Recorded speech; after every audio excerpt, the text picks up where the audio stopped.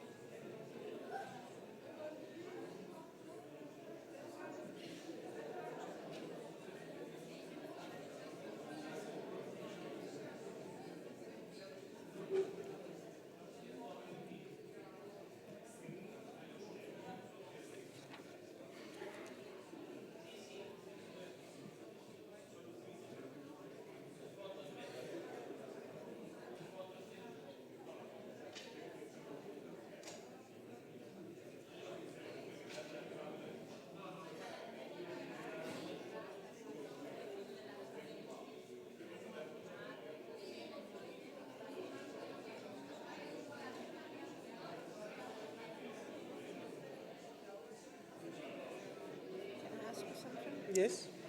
We've got a paper called the final version of the political document.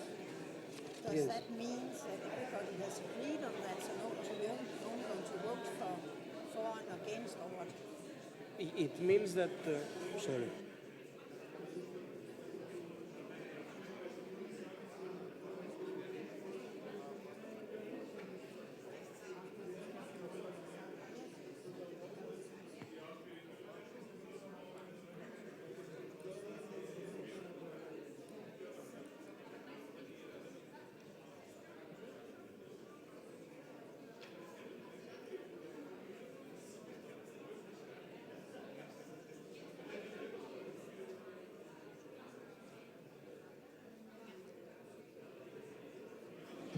Okay, dear comrades, we can begin with Inigo Martinez and Sira Rego from the United Left of Spain. They have 16 minutes. Vais a flipar. Silence in the room, please. Venga, sí, un micro cada uno. Yo quiero el cajoncito ese que le habían puesto al señor. Allí sí. No, igual mejor, sí, vamos entrando ahí. Buenas tardes.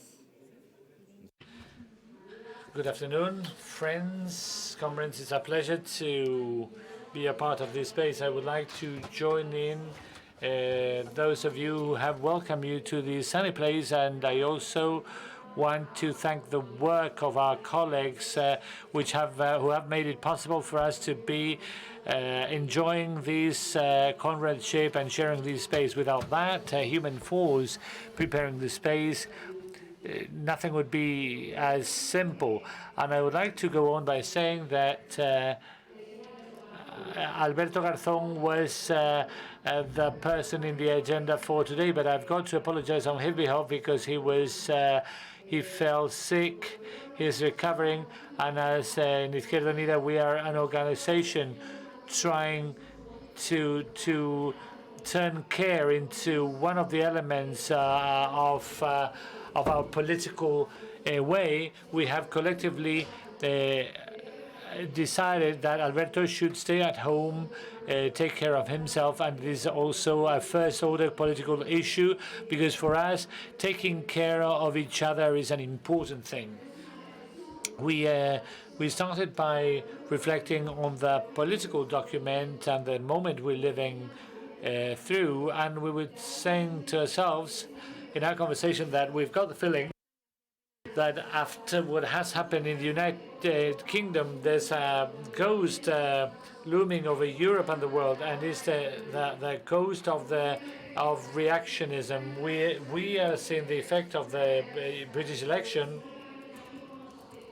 and we're seeing how it affects the rest. We're talking about an election defeat, but of course we've got to think of it collectively. We had some hope on that campaign by Corbyn, which was a magnificent campaign, which focused on the class speech. And also like to say that with these rays of neo-fascism and the string right, we're seeing that the values of the most ugly Europe are reinforcing. This terrible binomium is consolidating, which generate the rays of extreme right wing. Europe which tends to implosion and to collapsing on itself, which is got nothing to do with the perspective we would like to have here. The families and European peoples live with rage and lack of hope the future, and insecurity, which comes as a consequence of the neoliberal policies. And we are more and more far away of the democratic control of people living in Europe. It's spaces where decisions are made, because these are decisions made by people, political decisions, which highlight the contradiction between the capital and the policies against the environment and life itself. So we see that everything which is happening, that terrible landscape being configured in Europe, leads us to feeling that there's this lack of expectations leads to, as we're saying, a raise of the extreme right as a way out from this disappointment. In Sweden, in Austria, in France, are leading the polls. We see how in Hungary they're bringing onto the European Parliament governments which integrate in the Popular Party, but they have an extreme right agenda, and we've got to highlight that. They should not tease us. They impose extreme right-wing policies that they normalize in institutions like the European Parliament. That's why we should make a strong assessment of the task which should be dealt with by the left wing in Europe. Maybe it is the time, the indispensable time of rethinking ourselves from top to bottom and bottom to top, because as you know, there are many voices because tell us that we're going to broach an additional economic crisis, financial crisis, a crisis which links up to an eco-social collapse, and is going to have a strong influence on the conditions of living of workers. Let's not forget that the last crisis we lived led to a rise in poverty, because we're talking about poor workers, precariousness, structural precariousness, vital precariousness, with regards to all aspects in our life. And there's only the need to look into those kinds of public services affecting workers in education and healthcare and the provision of healthcare. In many cases, the ones the family networks and community networks helped support or buffer these crises, but these networks are on the brink of a collapse as well. So we're coming with a counter which has been put down to zero. And of course, we believe that what is honest in a conference like this, and considering the challenges we have ahead, eco-social, economic crisis, climatic change, gender issue, there's the need for us to be self-critical and look into where we were in the last few decades. What is our responsibility for the situation to be the way it is? Have we had a project which matched what the historic moment needed? Did we manage to bring our agenda to the workers? Of course, there's the need that beyond developing our institutional work, which is very important because it's the voice of the left-wing institutions and the way we want to figure a new world, it is indispensable that we set up alliances with social movements, with the people arranging the demonstrations in the street, and those who are showing us what a new popular arrangement and social organization should be, because we cannot fall in disappointment and stagnation, nor in despair.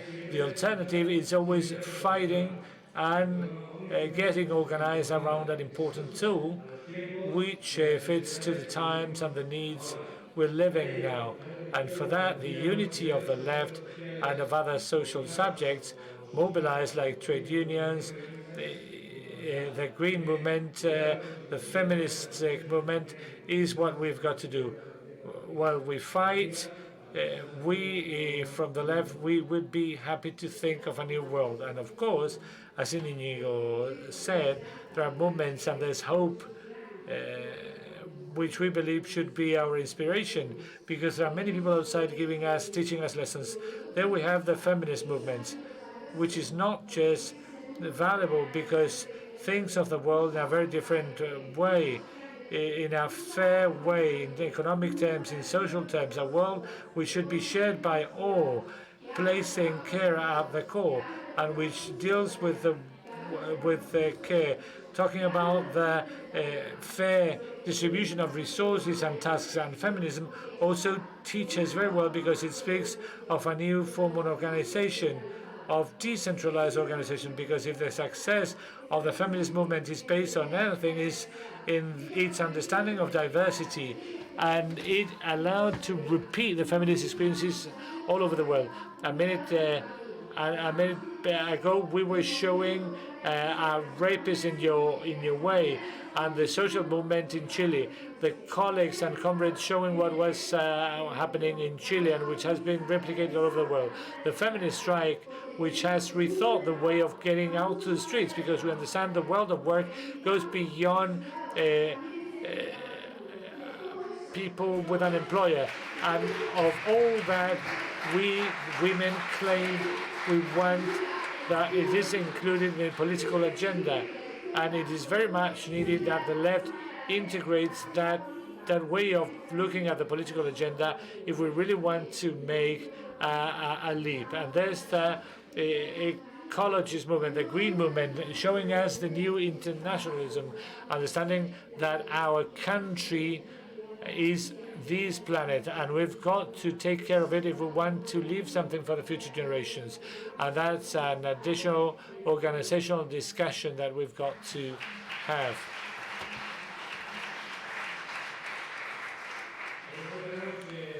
That's why we've got to keep in our agenda the priority of internationalism.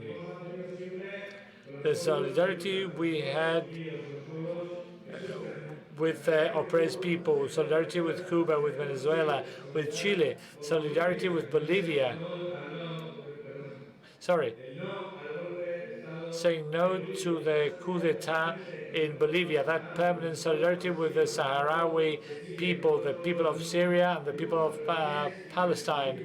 But also there's a need to integrate into that internationalist spirit a feminist, anti-fascist, green spirit, and a spirit fighting for human rights and for the defense of peace. Health and Republic, colleagues and comrades, there's a lot to do. There's a lot yet to be done, but we are not tired.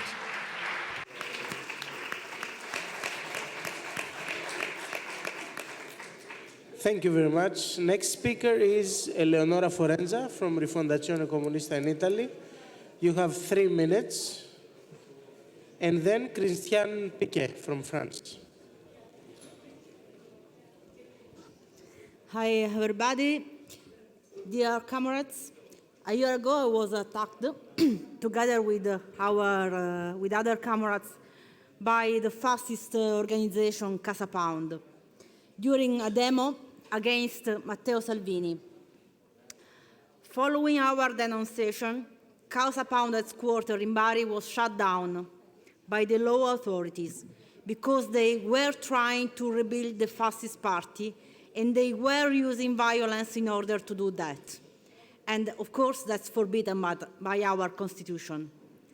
1 month later, in the European Parliament, I proposed a resolution on behalf of our group, on behalf of the GUE-NGL. Its main goal was to ban fascist organizations all over Europe, and it was approved.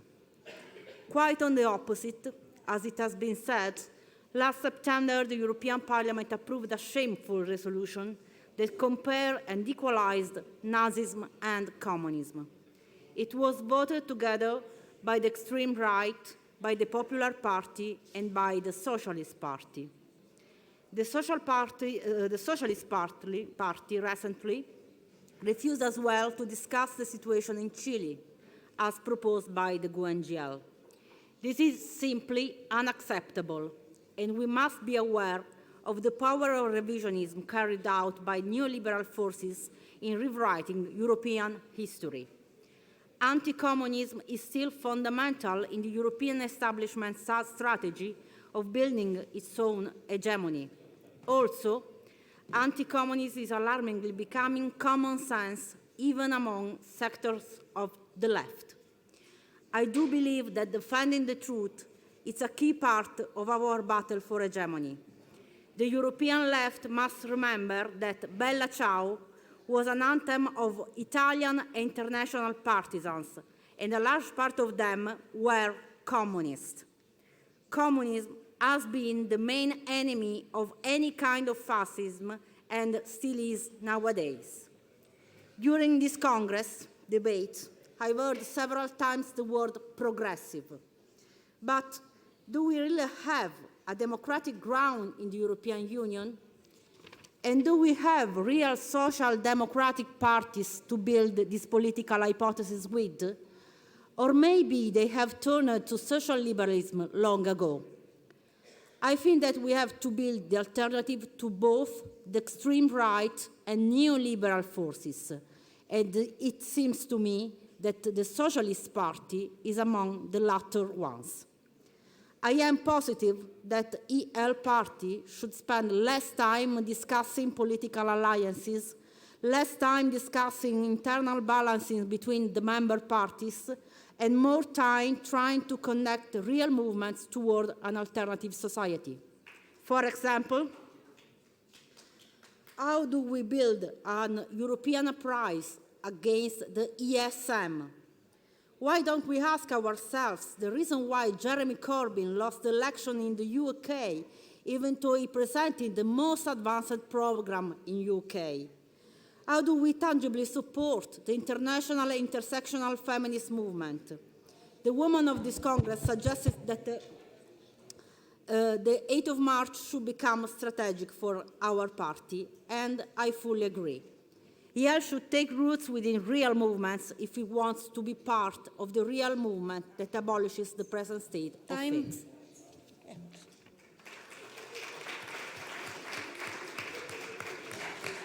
Thank you, sir. So I made a mistake. I announced Christian Piquet, but it's Fabio Amato, and then Christian Piquet. Fabio from Rifondazione Comunista for 3 minutes.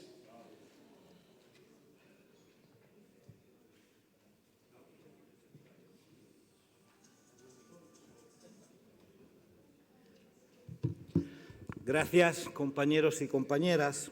Thank you, dear comrades and colleagues. As Jenny said before, the European Left Party is 15 years old and is living a difficult moment. We have suffered a defeat, but if we think how we were in 2004, my party was stronger, of course, and the situation in Italy was better, but the situation in Europe was not that strong. There are more parties now in Europe, but we of course have gone through some political defeats.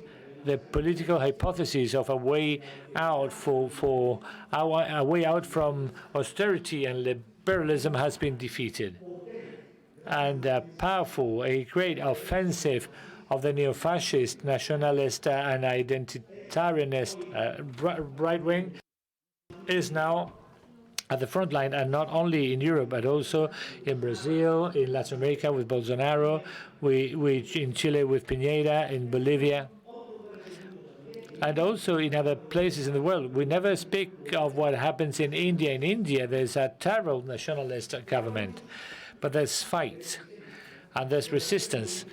The social movement is still fighting. There's a fight against neoliberalism in Lebanon, in Iraq, in Chile, and also in Europe. These days in France, we're witnessing the actions of a class fight for dignity and against the reform of the pensions started by Macron. And I agree that we are difficulties. We know that the moment is not easy. And I believe that, well, Eleonora is right that we should devote more time to materialize common shared actions which can help us in our fight, a specific fight in our countries, because the fight against the right wing is a social battle, and placing at the center of the political battle the issue of social justice, which means putting on the table the issue of the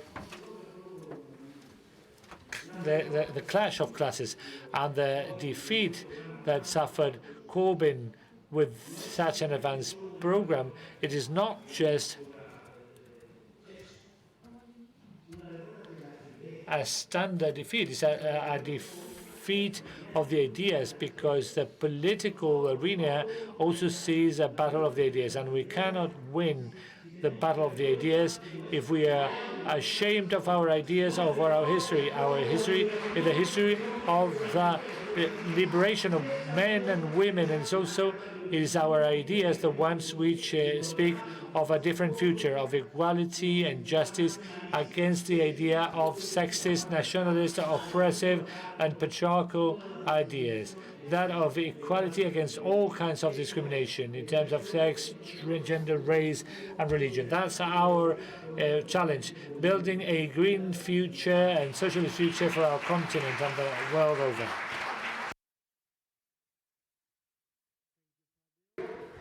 Christian Piquet from the French Communist Party for 6 minutes, and then Sinem Demir from the Red Green Alliance of Denmark.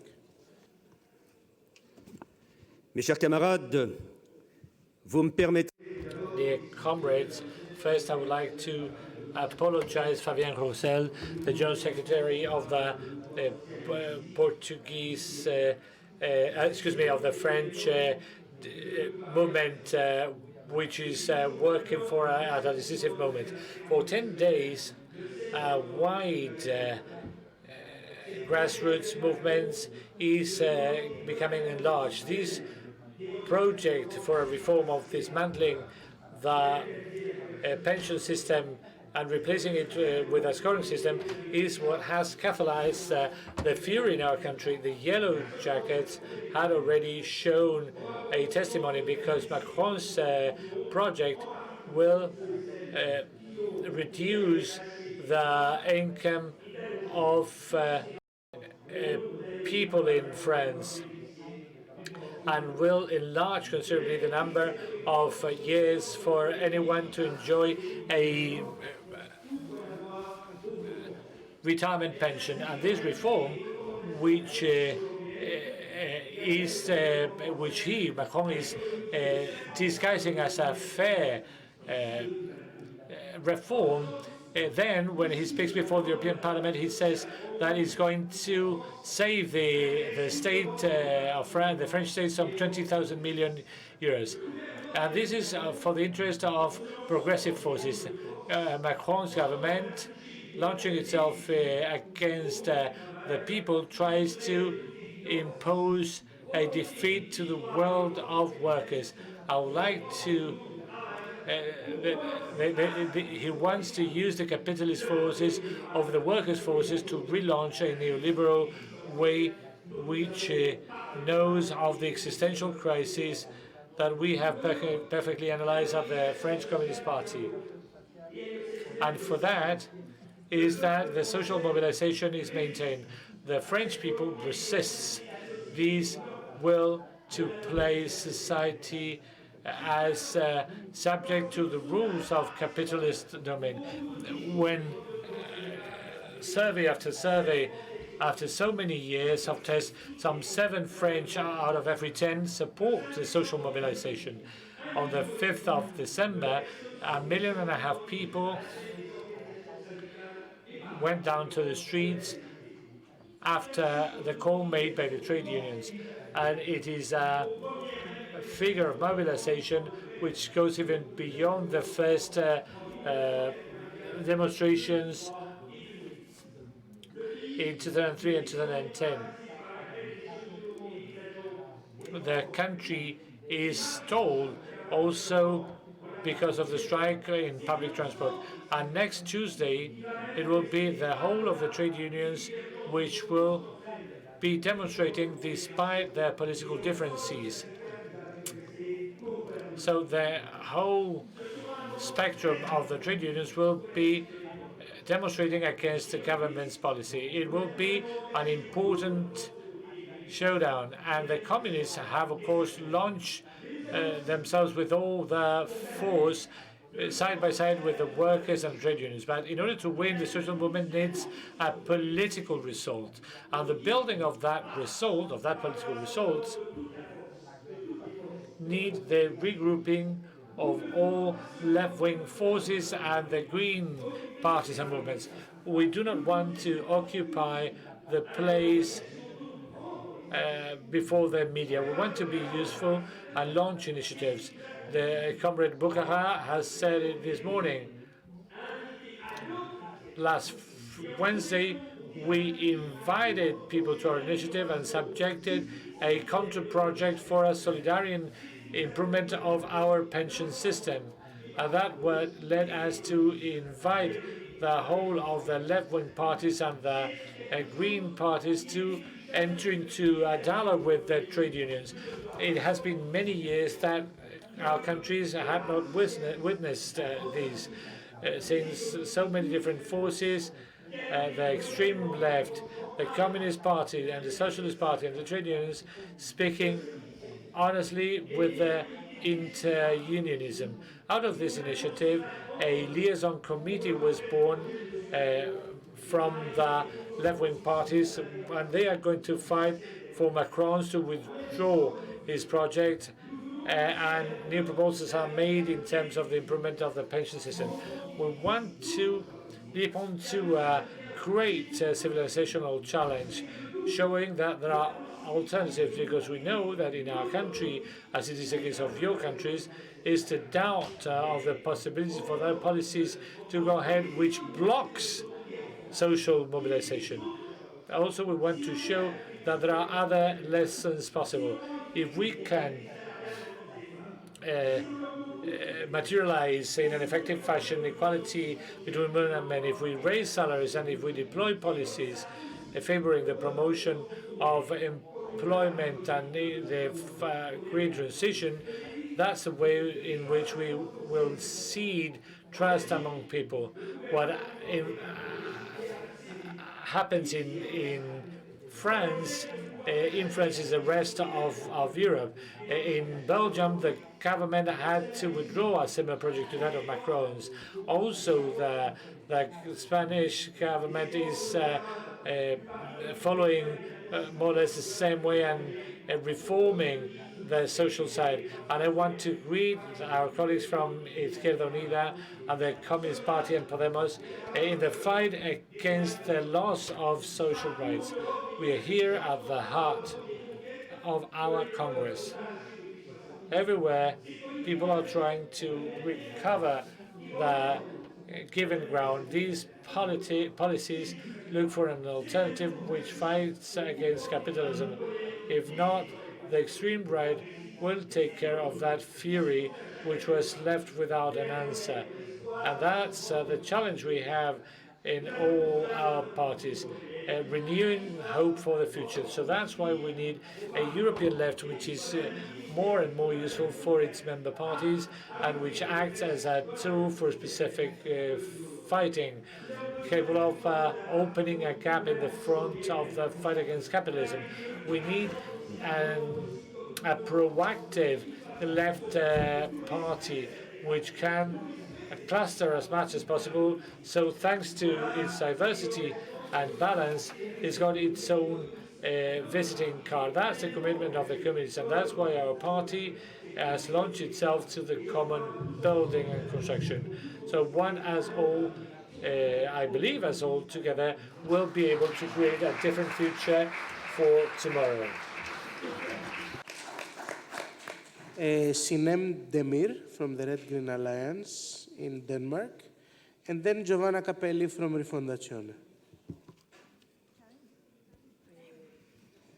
For 3 minutes. Yes.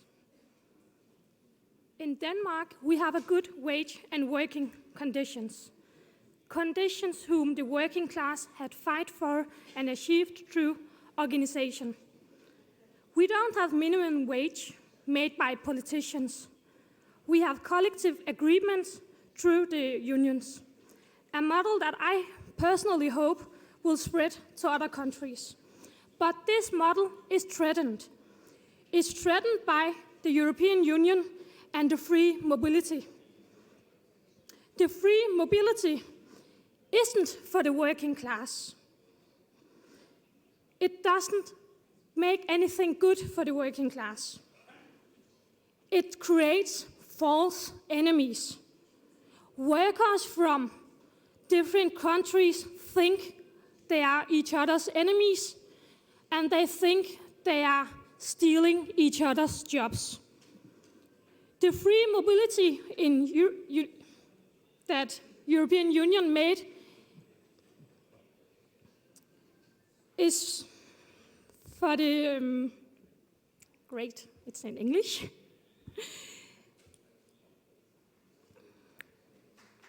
Oh, sorry.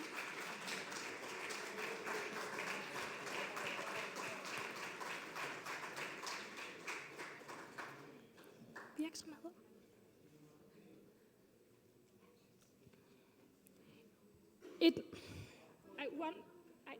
Et øjeblik, jeg har tabt tråden. No.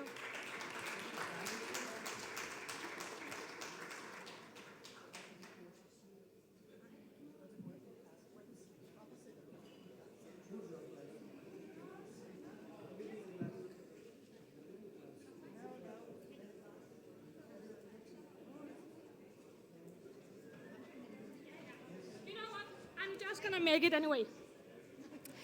The free mobility is for the companies. It makes the companies give them the opportunity to shop against the countries and make the wages go all down.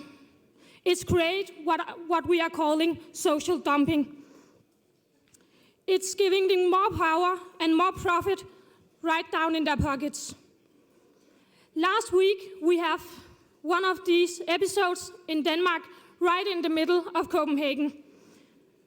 It created a situation that these workers from another European country and the Danish workers, they had a huge fight.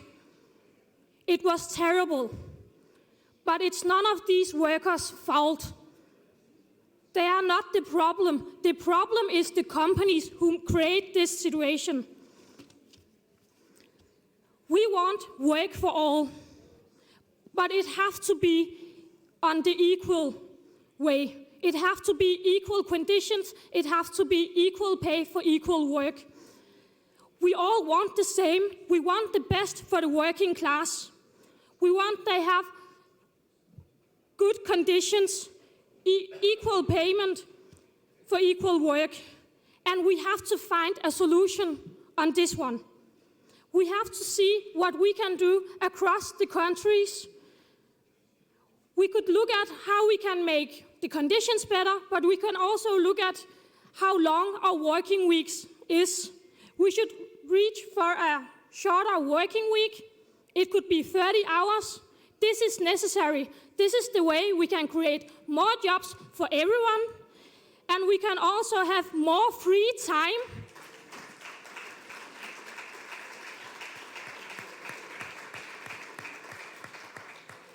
The working class is not set to the world to make the rich more rich. The working class also have a value.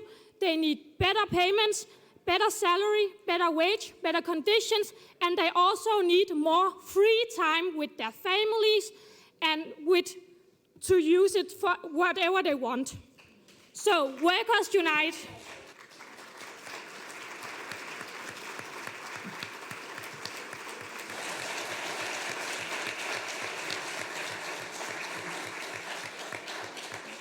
Thank you very much. Giovanna Capelli from Rifondazione Comunista for 3 minutes. And then Malte Fidla from Die Linke. Get prepared. Compagne e compagni, ce congrès...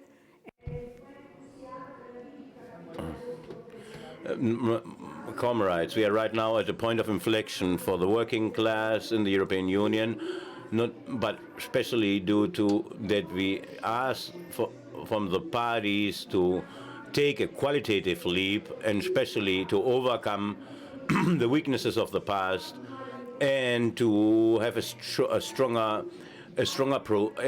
will to unite. I'm not saying, what does it mean to unite the left? That doesn't mean that we have all to think the same, but we have to solve our differences through analysis and trying to find priorities in our task. There is hope in our technical political document to fight together with social movements, to listen to the language, to them, and to that dynamism. And not only because we have to abdicate our role as parties, but we have to know that the change of powers between social classes is the necessary condition to build a feminist, socialist Europe and ecological or environmentalist Europe. And only through our social fights, this change of relationship in power in Europe is never going to happen if we only work, or mainly, on a scale of political representations in the institutions. It's a serious error, I believe, in the party of the European left. The social movement, especially if they acquire, if they become mass movements, they are not necessarily educated or mild. They express the fury and the indignation and against the oppression and exploitation. The works of the Taranto Island, they were going to send a friendly letter to the work. And there are judges that asked that the woman was attacked or assassinated if she was dressed adequately, or reduce the punishment or the sentence for men because the man loved too much, loved his woman too much, or his wife too much. And therefore, it shouldn't be considered as a lack of maturity. Therefore, it's very important the European Left Party works with our comrades, our female comrades, and to follow the social movements in all of our countries. Thanks to this work, we shouldn't be only perceived as being part of a system that they want to change, but as comrades, as useful comrades, on the common road to fight against capitalism and patriarchy. We are building a party which is capable in Europe to launch campaigns against patriarchy and capitalism. Thank you for your attention. Malte Fiedler from Die Linke, 2.5 minutes, and then Jussi Sarabo. Hello, comrades. The European Union and national governments hit the brakes in the fight of climate change. They have no solutions to the social and ecological crisis, as we can just see if we look at the climate summit in Madrid. As Gregor Gysi was pointing out yesterday, it is the old elites which decide about the future of our planet. However, they will most likely not experience this future themselves. It's my generation which has to deal with it. And that's the reason why we demonstrate with Fridays for Future and the climate justice movement. If we take the fight against climate change seriously, we need to transform our capitalist economy. We do not need von der Leyen's Green New Deal as a road to green growth or green capitalism. We need a shift of power away from the big corporations that hold control over the energy supply with fossil fuels and nuclear power, to more democratic forms of production, consumption, and distribution of energy. We need an energy transition of 100% renewable energy. We need public investment in more, better, and cheaper public transport and a railroad system throughout Europe, instead of more cars, more trucks, or more planes. Our role as leftists is to combine the question of social justice with demands for ecological sustainability. This means that we have to fight energy poverty, and take care of a just transition for all Europeans. No worker and no region can be left alone on the railroad towards a low-carbon economy.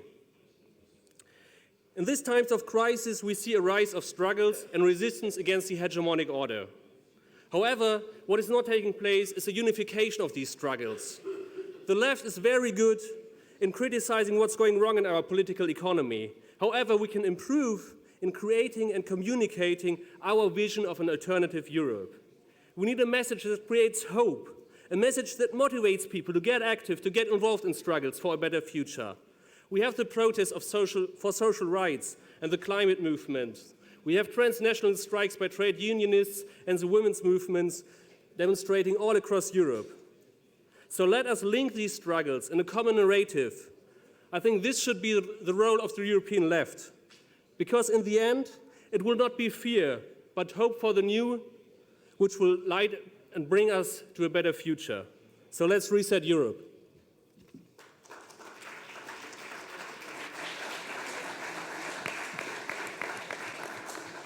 Jussi Saramo from the Left Alliance of Finland for 4 minutes, and then we will invite Roberto Chiazaro from Uruguay, international guest. So 4 minutes. Thank you, Yanis. Dear comrades, when I joined the Left Alliance 20 years ago, 13% of Finnish people said that they could vote for the left. And almost all of them did, because in the elections we had 11 or even 12%. And most of these voters, they were very old, so it looked inevitable that the party will shrink and marginalize. But we changed our rhetorics deliberately to address the people and the society of this century. And the support amongst young people went up. When I started, it was only 2%, and now it's bigger than the general support. But the biggest change has been in the potential.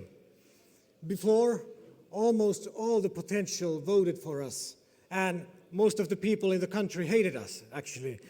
But now, more than every third of Finnish citizens could vote and are thinking to vote for us. But for some reason, they don't. Well, many of them do, but not enough. We have done a lot of research in Finland, but I think it's the same in most of Europe. People, they really share the same values than we do in the left, but they don't believe that we are able to deliver, that we are able to change the society now, immediately. Too many leftist people elect Greens or Social Democrats because they think they can make small changes on their everyday life immediately. And the European left and all of us, we have to offer concrete steps and a way out of this financial capitalism. And we have to show that we can use and we will use the power always when we have a chance to do it. Dear comrades, in the government of Finland now, a little bit surprisingly, we have been the solid, reliable bedrock when the other parties have been fumbling. And I believe that this is the only way to win the trust of the people. But the extreme right, it has been growing a lot also in Finland in the past months. They don't have any answers to the problems, but they have a very clear message. And we, in the left, we have a lot of answers, we have solutions, but we have to work a lot to make our message more clear. Dear comrades, the previous government, the right-wing government, they started to change the Finnish postal system, and they were trying to cut the salaries from even from 30% to 60%, already small salaries. And 2 weeks ago, we prevented it. 9,000 people didn't have cuts for the salaries, and now thousands of families have a possibility to have a Merry Christmas. And it's hard to think more concrete actions than this, but of course, all of our parties, all of us, we are in a very different place and we have very different situations. But I think that essential thing is to look forward and not to the past. We have to fight the fights of this century and not the fights of the past century. Dear comrades, we have to reset the Europe, but we also have to look into the mirror, and we have to reset the European left also. The left is needed more than ever in the Europe.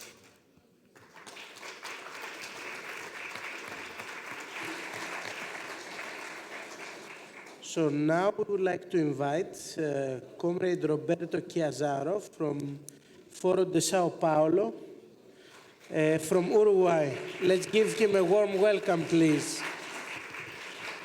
Compañeros, comrades, greetings from the Sao Paulo Forum. I had the honor to be appointed by the Sao Paulo Forum to come here and meet you. I would like to tell you that this is the fourth opportunity in which the Sao Paulo Forum is working together with you.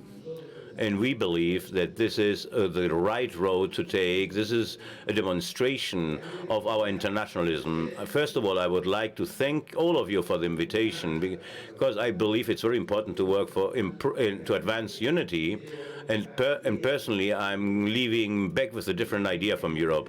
Sometimes one comes to the seminaries, listens to you in this Congress, and besides congratulating you for the excellent organization that you have, it's great to see a diverging opinions, but above everything, here unity rules. What is now, from a personal view, I would like to tell you what is about the unity in my country, Uruguay. Uruguay has built, starting in 1971, a political force which is called Frente Amplio, Broad Front. After 3 years, a dictatorship, a ferocious dictatorship, took over, and it hit every single one of us. Then in 1999, since we were growing, a new law was approved, and that law stated that in order to win, the winner had to have more than 50% of the votes, so that in 1999 we lost the elections for the first time. But from 1999 to the current date, our Frente Amplio, Broad Front, is the force that has received the most votes. We reached the government in 2004 with 54% of the votes. We achieved a parliamentary majority. The left triumphed, and the explanation why we won, besides the defeat of the economic system, the best thing about us was the unity. The left has a problem in the whole world, and I see it here. We are very diverse. We have a large dispersion of ideas, and this is not a defect. It simply talks about our virtues, but above everything, we have to have it clear that only united as a fist, that is when we are able to defeat the right wing. After 3 years of consecutive, about 3 governments, 15 years of government, I will tell you, having obtained 47% of the votes, we lost the elections. We lost the elections by 30,000 votes. The whole right united, and the right learned the lesson. They have to link it up in order to defeat us. In spite of the defeat that we suffered, in May we are going to have municipal election or city election. We're going to win. I'm lucky enough that my colleagues are telling me that we are already working for the unity to defeat the right again. And in that sense, we have the total and conviction that we are going to be able to achieve it. For us in Latin America, they have destroyed the regional integration institutions have destroyed us, and now we face a large problem. And we come here to ask you for collaboration. Collaboration that we are asking you, the collaboration that we are asking you is the following. There's going to be an agreement signed between Mercosur and the European Union. That treaty, it's a treaty that the countries of Mercosur, puts the countries of Mercosur on its knees versus the European Union. It's an asymmetrical treaty, and therefore it's another proof of how neoliberalism acts on an international level. So what is ongoing here with you, we are suffering it for a while already. But above everything, comrades, we believe that the most important thing, and I feel very satisfied when I hear to you, is that with our unity, with the unity of all leftist parties, searching for a consensus, and we have to work. It's quite an effort to get a consensus. But if we fix the absolute priorities that we have to achieve, I'm absolutely sure that here we are there's going to be a change in the European Union as well as in America. The enemy is neoliberalism, and neoliberalism creates wealth, lots of wealth. The problem is it's not distributed. And that is the reason what we have to fight for. And we have to insist that this is a regime that we have to defeat. And I'm absolutely sure, as Rosa Luxemburg stated, here there's only one exit door, socialism or barbarism. Thank you.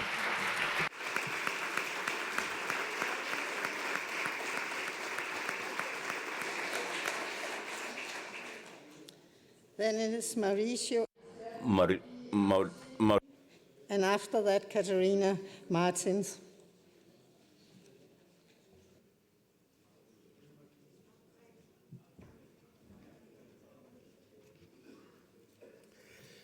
Dear comrades, I am very happy that this Congress is taking place in Spain, because it was here that leftist militants from all over Europe and the world arrived in the 30s to fight for the Republic against fascism. In Spain, the European left has written one of the most glorious pages of its long history, and we must thank our comrades of Unidas Podemos, Izquierda Unida, and the Communist Party for what they have been doing in recent months. If a left-wing government is possible in Spain, it is due to the tenacity of our comrades who resisted and fought to achieve this result. Our Congress opened a few hours after the bad results of the elections in Britain. The defeat of Comrade Jeremy Corbyn does not cancel the miracle he has achieved in recent years to bring the largest European socialist party to the left and win a new generation of young people to the cause of socialism. Corbyn has not lost because he is old and socialist, but it is clear that since his defeat, the European center-left parties will have a new excuse for not changing their neoliberal policies. While we are gathered here in Spain, in Rome, in my Italy, a great anti-fascist demonstration against Salvini is underway, promoted by the so-called Sardine movement. It is a positive fact that people go out to the streets to say no to fascism, no to racism, no to the right. But we cannot hide that Salvini's strength lies in the dissatisfaction also with the politics of the center-left government and with the European Union. As parties of the European left, we must always be in the front line in the fight against the extreme right, but with the awareness that it does not stop its advance if we fail to show the need for an alternative to neoliberalism. And it is fundamental that we give strength to the action of the Party of the European Left as a continental political subject, also to relaunch our initiative at the level of single countries. There is no contradiction between national and European action. It is true that there are different political, social, cultural, and historical contexts that also lead to different tactics on a national level. But our goals are common. We can learn from our comrades of Latin American left and the São Paulo Forum. The European Forum is an important result of our work, but we need to strengthen our ability to act together in large, common, and more frequent campaigns. To give just one example, as you know, there is a great general strike in France which has been going on for days against the pension reform. Why there has not been a day of European solidarity with the French strikers? The issue of pensions exists throughout Europe, and bad reforms have been approved everywhere. If we want to build the Europe of peoples and workers, we must not leave the French strike isolated. We must make it a symbol of the Europe we want. It is just an example, but I can make many others.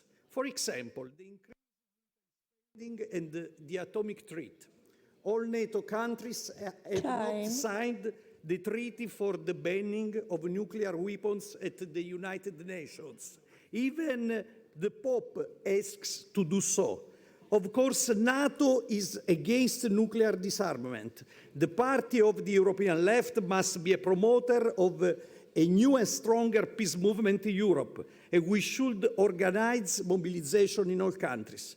It's the same for the environment, tax havens, women mobilizations, internationalist solidarity.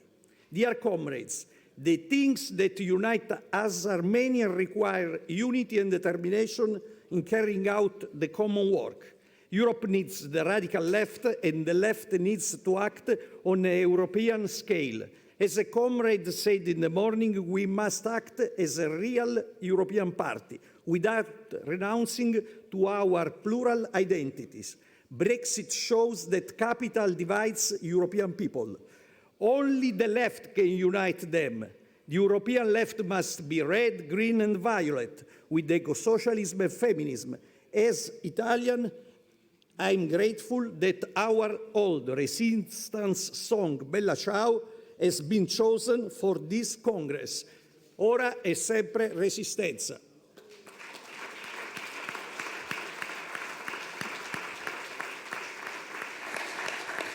Thank you very much, Maurizio.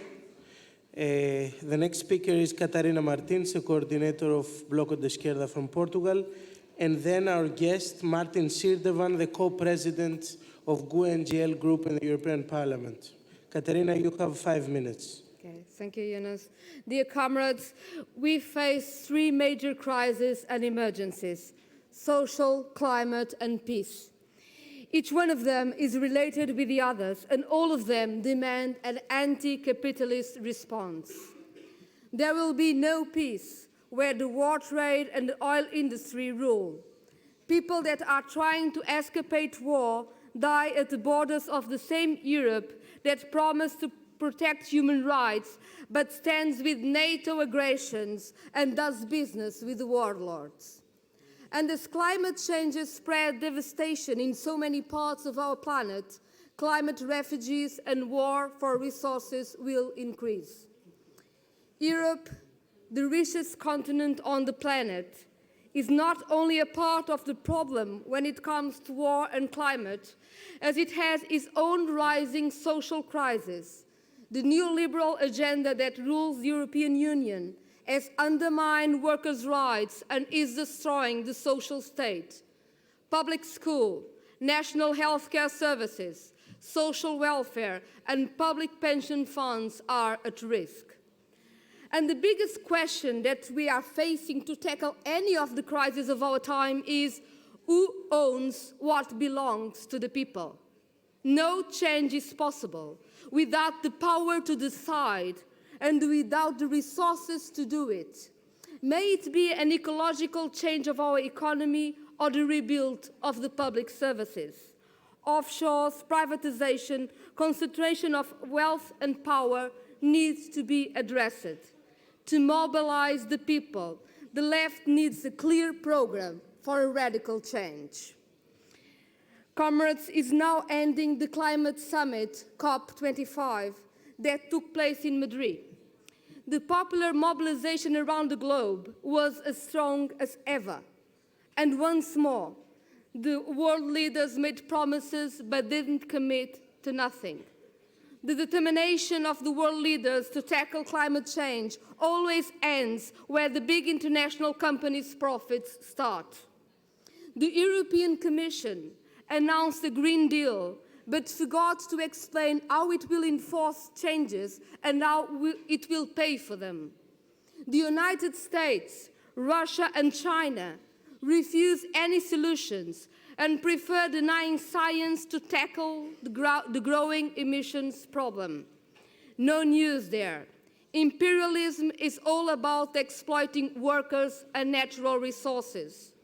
And that is why the left that stands with the millions of youngsters that said there is no planet B must fight all imperial strategies, may it be American, Russian or Chinese. The left will only stand for peace and for climate with a clear multilateral and anti-imperialistic strategy.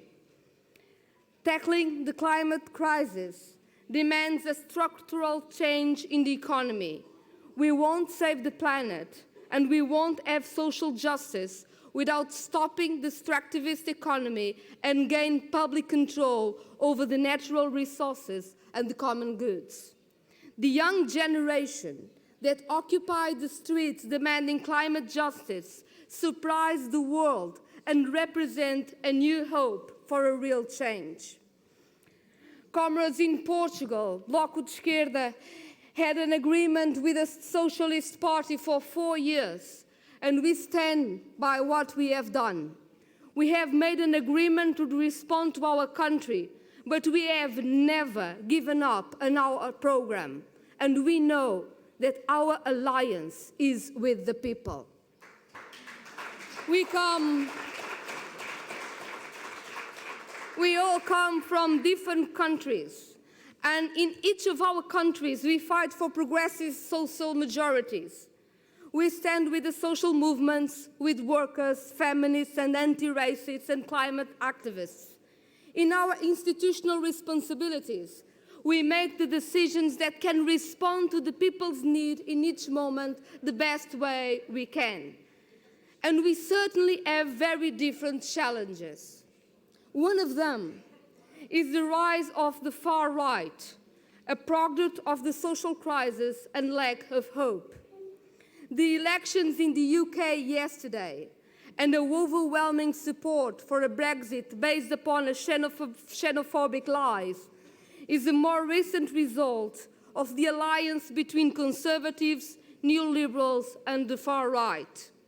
In a campaign radically nominated by Brexit and with no Labour Party response to it, the extreme liberal right won. The right will now say it was the defeat of Corbyn's economic and social progressive programme. But we must not forget that in the previous elections, the same radical programme had a better outcome. Only a programme for a radical change can respond to the working people. Where there is anger and no hope for the future, there is hatred. And we have the historic responsibility to fight far right and fascism. To do so, we need to fight its causes and listen to the people outraged against a system that condemns the new generation to live worse than their parents lived. A structurally patriarchal and racist system dominated by the financial elite that tells workers low wages and precarity is their only future. The idea that to defeat the far right and defend democracy, the left must alienate its program is a dangerous one. The promise of a more democratic Europe doesn't mean anything if it's merely formal and unrelated to the living conditions of working people. The democracy that Europe needs is the one that comes with decent wages and housing, strong public services and welfare, public control of strategic sectors. The left has the responsibility to build brave solutions to give back to the people what belongs to the people. We have to build socialism.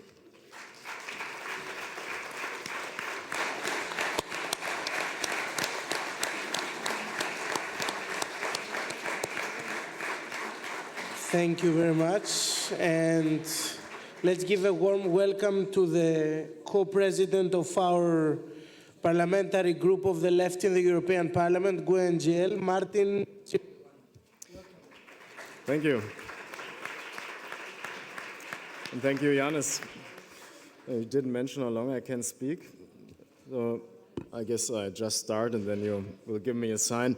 Dear friends, dear comrades, I've prepared my intervention, my greeting in English. On behalf of the GUE-NGL, the left group in the European Parliament, I want to convey our group's best wishes for your and for our party congress here in Malaga. The common task of the European left, our common task, is to reset Europe, as the motto of the Congress says, is to reset Europe after decades of austerity, which contributed to the rise of the extreme right in many European countries, and not only in Europe, but also all over the world. And we, the left, have to be the voice of hope. We are the voice of those fighting for a future beyond neoliberalism, for a future of social justice, a future in which our social fabrics, public services, and social security systems are restored again, and in which the domination of the economic elite and their interests over our democracies has been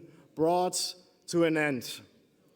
And it is us, the progressive left in the European Parliament, you, the representatives of the respective parties of the left, who protect democracy. It is us who protect the independence of the justice system, of the media, and who protect social rights and workers' rights. And I'm very glad that we meet in Málaga, in Spain, where the need for a progressive government might be met and heard soon, is at least what I hear so far. And the need to have a progressive government has never been greater. The need for politics promoting transformative social agenda has never been greater. The need for politics promoting human rights against racism, promoting the universal right to asylum against chauvinism, promoting diversity and feminism against patriarchy and machismo has never been greater, not only here in Spain, but all over Europe and, let me say, all over the world. And the COP25 also took place these days in Spain, and once more, I'm glad that we meet here. And while 500,000 people took the streets to demonstrate their will and determination to protect the climate, the world leaders are fighting over carbon emission trade schemes. And while humanity is running out of time to tackle the climate crisis, the newly elected Commission presented its Green Deal this week in Brussels, and it's needless to say that it has many shortcomings. Of course, there is no clear fossil fuel phase-out strategy. They don't know actually what to do with nuclear power, with nuclear energy, and first of all, it lacks completely a social dimension. So that's why my group, because we are convinced, let me put it like this, that environmentalism without raising the social question, environmentalism without class politics, some of you might prefer this, is just gardening. And that's why my group presented a social and a Green New Deal to bring radical action about carbon neutrality and to save our planet and the poorest people from the consequences of ecological breakdown. Because people and planet deserve better. We deserve better than this Commission and its deeply neoliberalism anchored politics.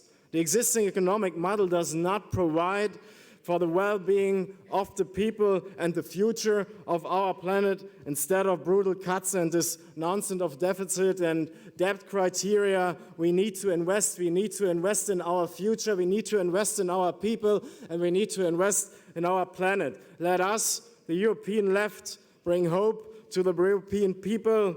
This is the signal the left and this Congress need to send. Let's reset Europe, because people and planet deserve better. Thank you for your attention.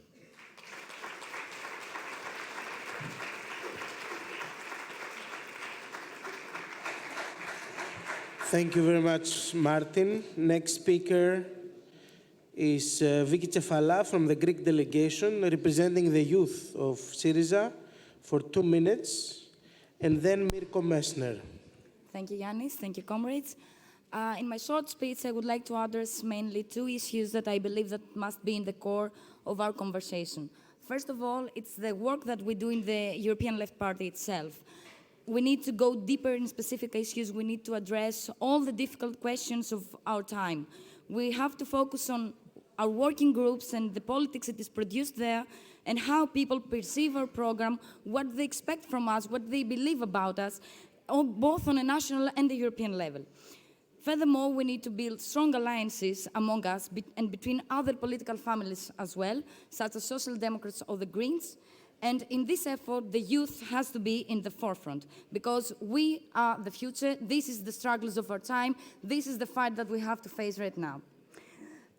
For us, the youth of Syriza, these alliances are built in trade unions, in universities, in every place young people live and work nowadays. This is what we try to do every day. These alliances can only be strong when they answer to social needs, when they just be crucial in specific matters and not just a matter of bureaucratic connection. The second issue I wanted to address is the refugee crisis. Europe right now is in the wrong path. Europe must not be a hostile place for refugees, must not be a fortress with closed borders. We, the left, have strongly opposed to closed camps for refugees everywhere in Europe, and to show our solidarity every day in every way we can, and focus on how refugees can be included to our societies, how can they be educated and have truly equal rights. This constant and persistent effort of us is the best answer to all fascists and Nazists who try to find enemies and poison our societies. This Congress is a fruitful experience for us and a great opportunity to make a fresh start, to reset Europe and go left. Thank you for your attention.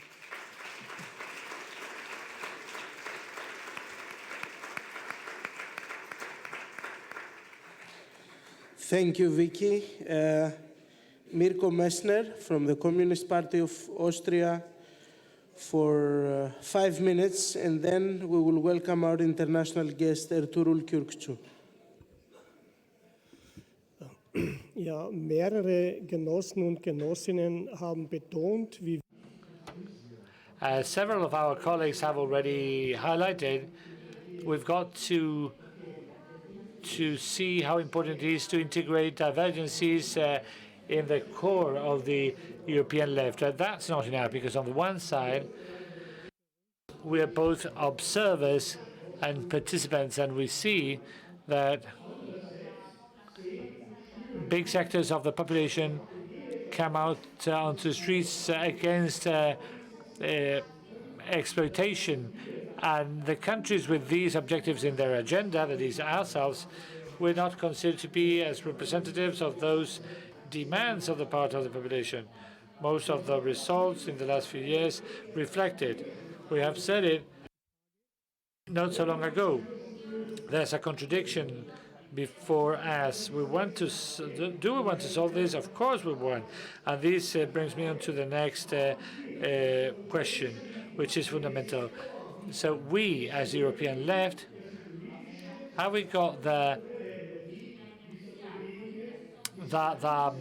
emitters, the linking points which will guide social energy towards us, so the basis of the European left are reinforced?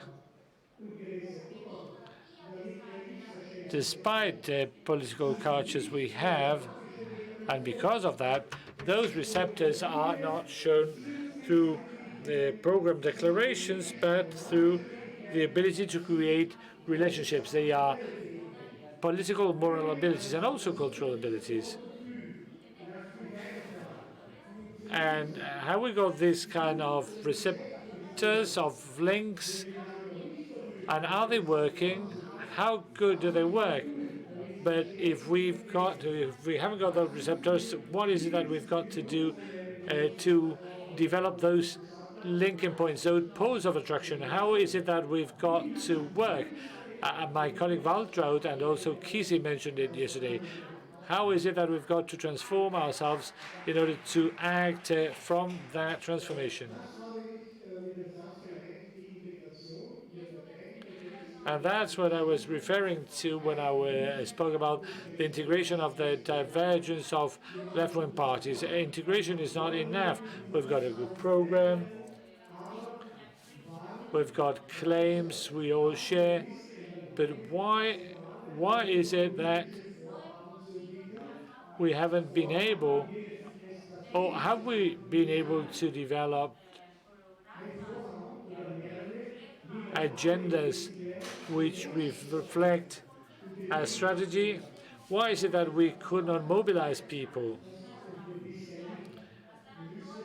And so far we haven't been able to mobilize these people, the people in the streets ourselves. If we do not count on European-wide political initiatives, we won't be able to do it. We've already mentioned some examples. On the one side, the possibility for civil rights to be claimed before the courts, the development of the potential, the anti-fascist and anti-racist potential, also the anti-feminist. I expect from our management committee to put forward two specific proposals with regards to questions, two issues. On the one side would be which is the environment in European policies we want to be focused on, and second, what is that we will do for each member party to be able to participate and feel as participants, have full participants of these initiatives. If we reflect in a joint fashion, it will be possible. There was a colleague here who said that the cultural fight in Europe has already been lost. I don't believe it to be true. I believe that fight has not even yet started in full. And if we want to do it, we'll have to modify our motto and not say reset Europe, but let's invade Europe. And this fits better with what I'm saying.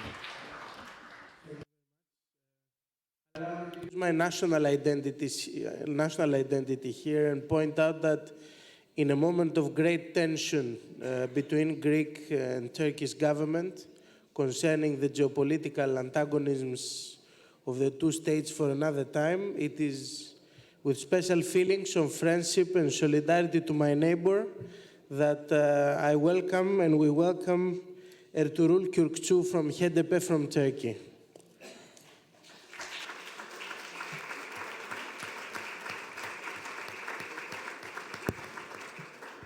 Kalimera. Merhaba.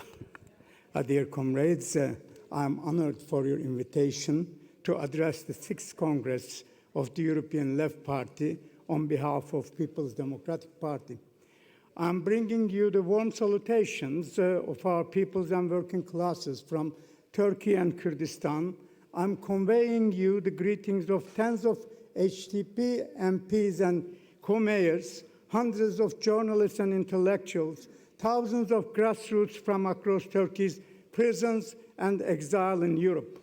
Particularly thanks to their courage and endurance, Turkey and Kurdistan could staunchly deny the full and final victory to fascism and push back the Erdogan regime, inflicting consecutive defeats. People's Democratic Party, the historic political alliance of the Kurdish liberation movement with Turkey's democratic and social forces, having survived all violence, incarcerations, bans, purges, media control, harassment, and hate speech, remains as a solid rock on Erdogan's road to fascism. Popular Democratic Forces, with HDP's unconditional support with 6 million votes, denied the Islamofascists a single-party government. We, after Rosa Luxemburg, proudly repeat the words of revolutionary German poet Ferdinand Freiligrath: I was, I am, I shall be. In our fight for democracy and social liberation against fascism and colonialism, we have always felt the close solidarity and support of the European Left Party and of the member parties. We have always found your delegations shoulders by our shoulders in front of prisons, courthouses, and election observations. We have heard you raise the battle cry against Turkish invasion of Afrin, Grecipi, and Serekaniye in Rojava, and call your governments to stop selling arms to Turkey. We are heartened by your initiatives from within or from without the European officialdom to defy removal from office of our mayors in Kurdistan. This is comradeship. The spirit of internationalism is there, and our ears are burning with your whisper. You will never walk alone. I would like to express my special thanks to President Gysi, who during his address yesterday provided a splendid bird's-eye sketch of the general situation in Europe within the context of global imperialist rivalries. A stark contradiction between the eventual rise of ultra-right, national selfishness, greed, racism, and xenophobia in individual countries on the one hand, and on the other, the global climate crisis, which, unless addressed with international cooperation, might bring the nature as we know to its very end.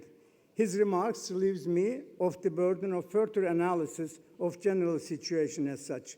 Nevertheless, I would like to make a concluding point, a general guideline verified in our particular struggles in Turkey and Kurdistan.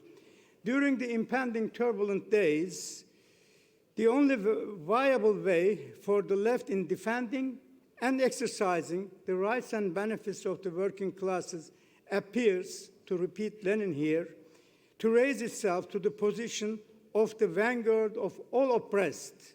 The identity of the oppressed classes in the 21st century necessarily integrates with the oppressed genders, oppressed peoples, oppressed cultures, and with, if we may say so, oppressed species. The metabolic rift reaches to such a degree that the contradiction between the capital and labor finally translates into capital and humanity in general. Looking back at the stunning loss of left in Britain, I'm closing. We may rethink if there existed an economist tone in Corbyn's campaign, most of us like so much, what might have overshadowed its possible attraction for those suffering also from other forms of oppression as well as the economic. This loss needs further elaboration, albeit Labour is not a member party. On this occasion, I am pleased to invite all member parties and the European Left Party as such to our 4th Congress in February 2020 in Ankara. We can take this opportunity to visualize that Europe of the peoples is ever extending, whereas the Europe of rival and competing states shrink and some formerly European or would-be European countries drift away towards USA or Eurasia, as is the case with UK and Turkey. I would like to end with the popular call of Turkey's anti-fa struggles. Ombro a ombro contra el fascismo, shoulder to shoulder, fascism we counter. Thank you, comrades.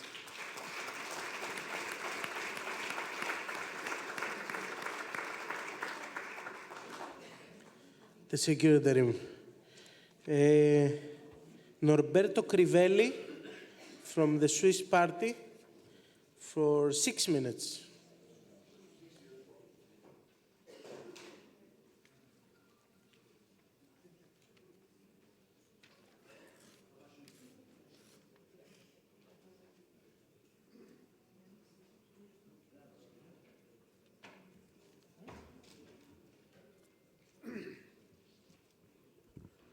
Chers camarades, je veux employer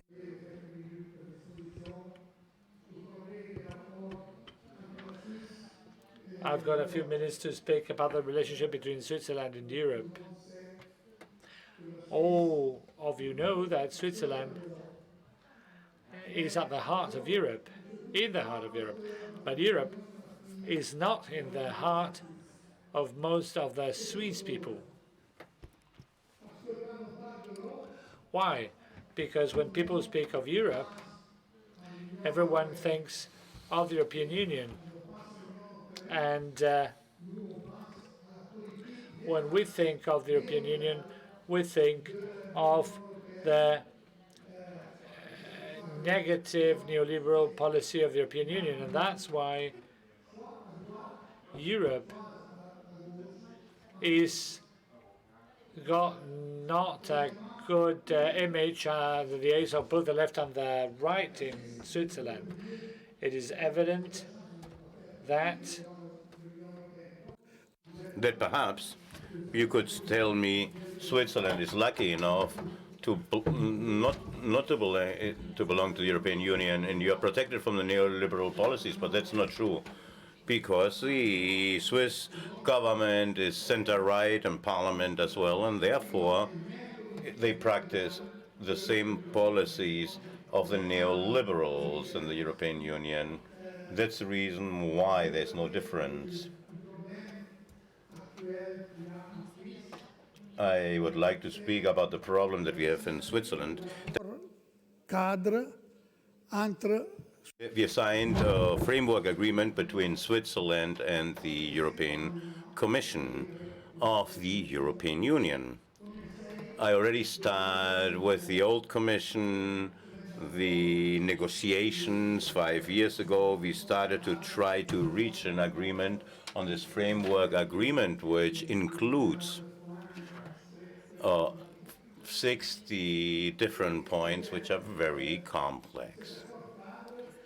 This framework agreement has the rejection of all the extreme Swedish extreme right, in other words, the party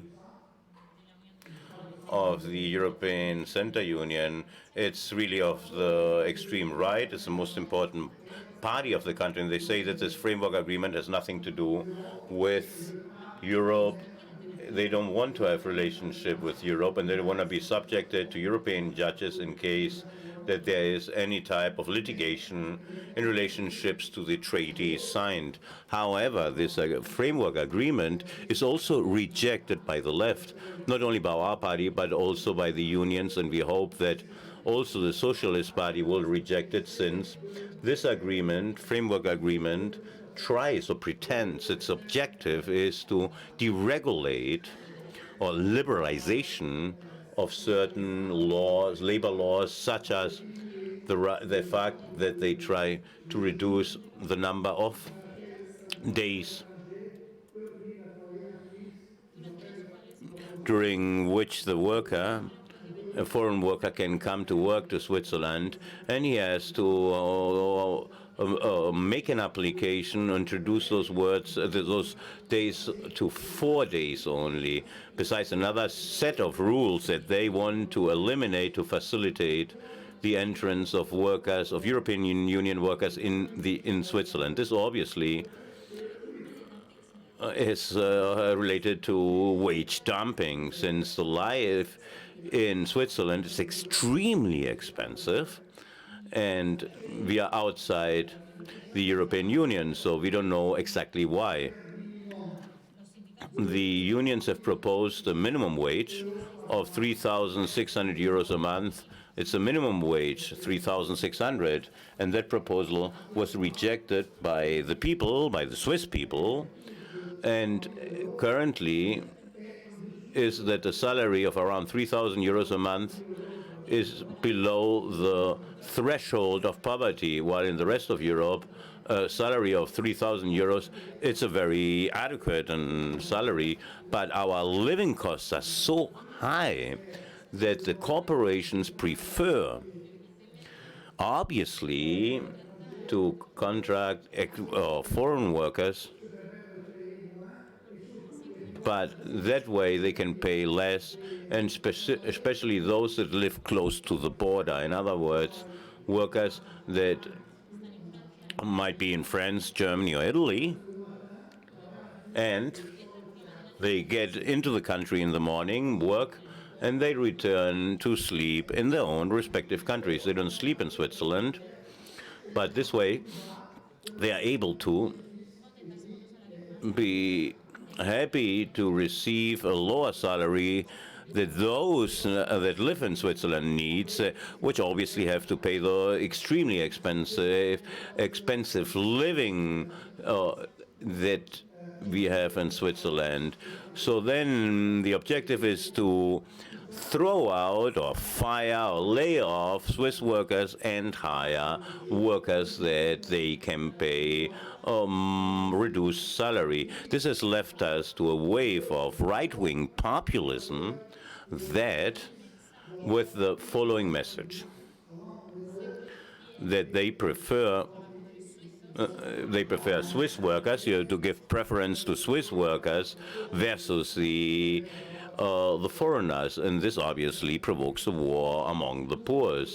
And this is what the right does, and they know how to do that very well. We oppose this type of things. However, in order to face these problems of wage dumping, we want to demand the obligation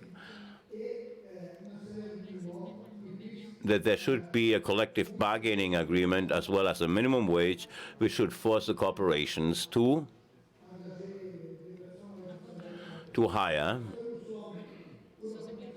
the employees with the appropriate salary and wages. We want to protect all workers, not only ours, but also the Swiss as well as the foreigners. That is our proposal. Within some months,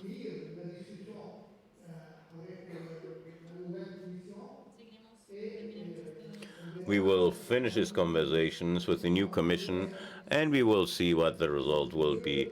In any case, in May, the extreme right-wing party has launched an initiative to eliminate the free movement of workers,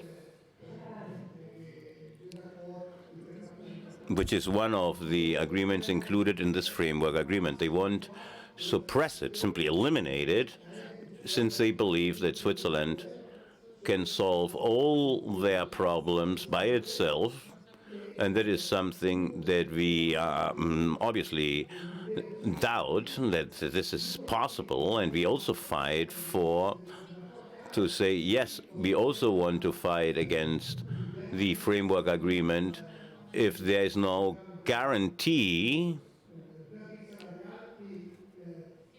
which protects us from this wage dumping, which makes it possible.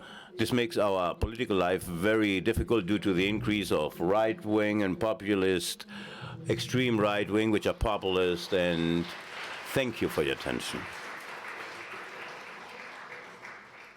Before we move on, because we're going to enter gradually the process of voting, make sure that all of you who are delegates have this nice little machine that was presented yesterday, how it works, because you're going to need it not now immediately, but in a few minutes. So the last party that joined the European left before this conference is Sortu from the Basque Country as an observer party. We're extremely happy, and we would like also to thank the Enlargement Commission of the EL for their work. You can find the document among the pack of papers you have. We're extremely happy for the entrance of Sortu, and we would like to invite the General Secretary of the party, Arcaiz Rodriguez Torres, for 6 minutes.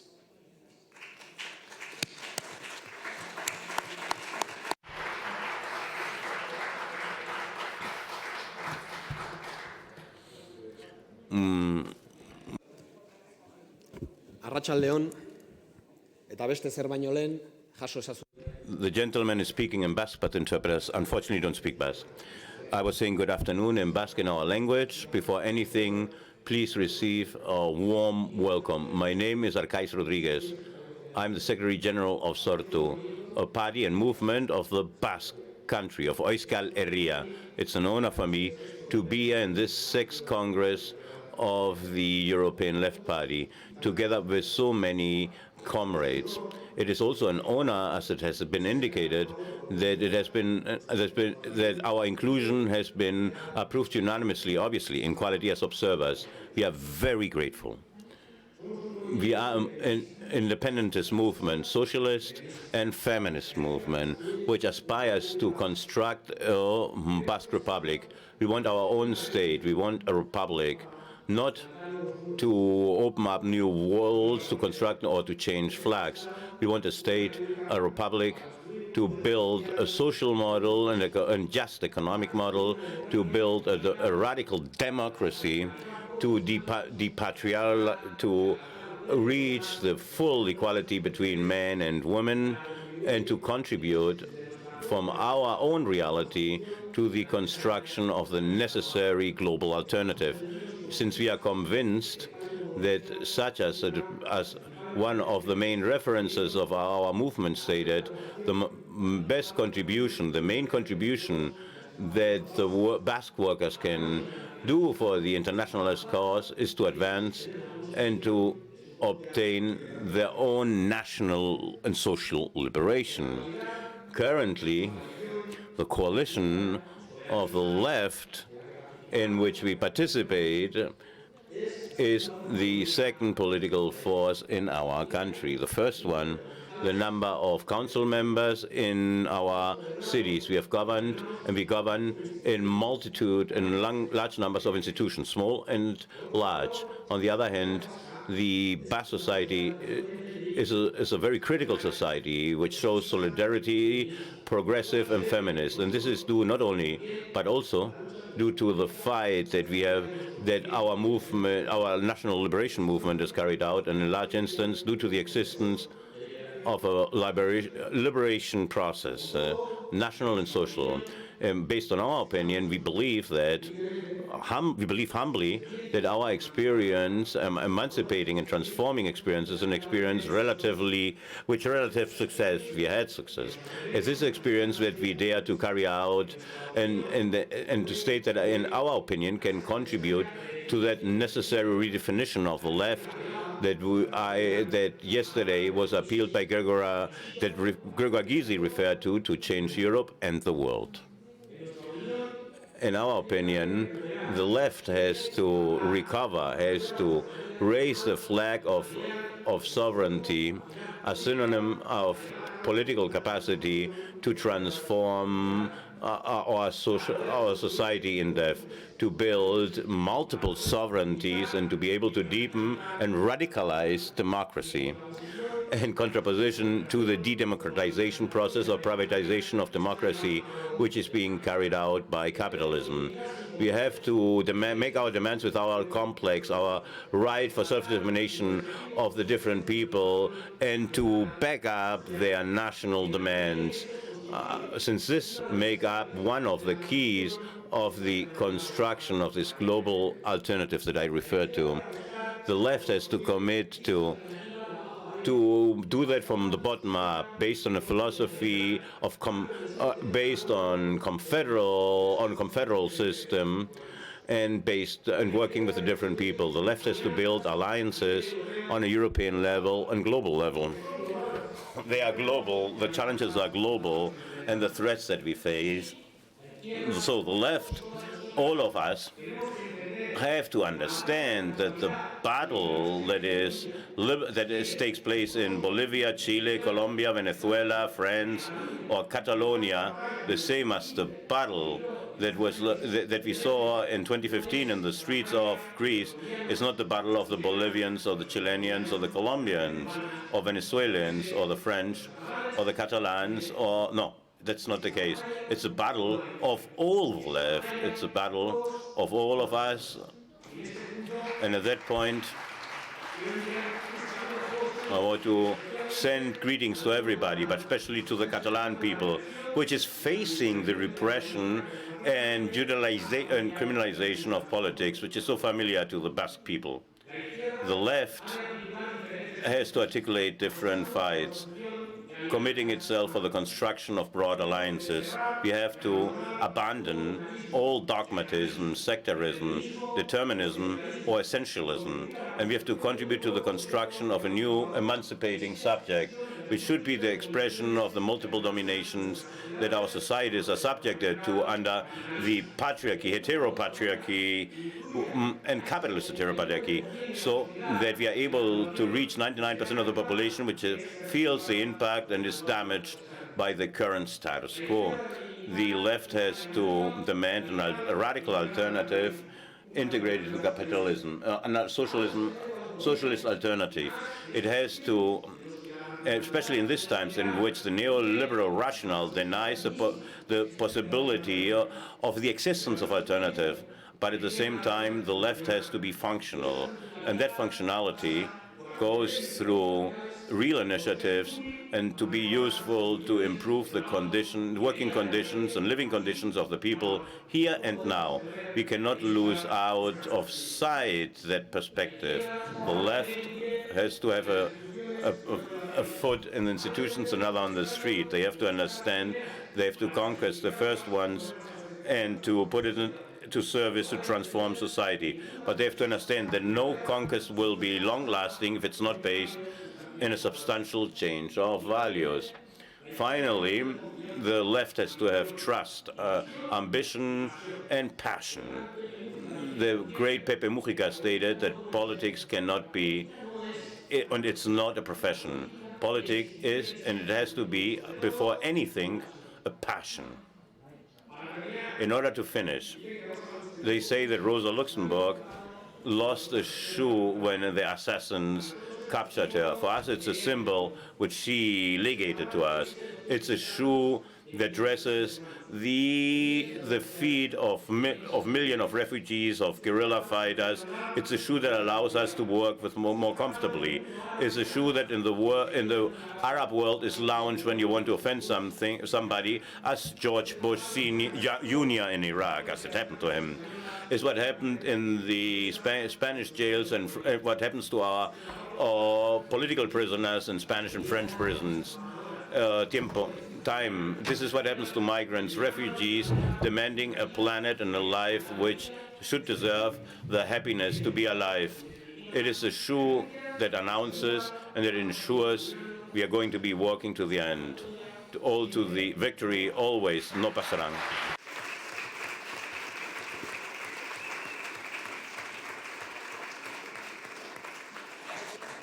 Welcome to the family. So now we're entering the moment that we're going to vote for the statutes. So I hope now you all have this in your hands. I'm going to invite Jiří Hudeček.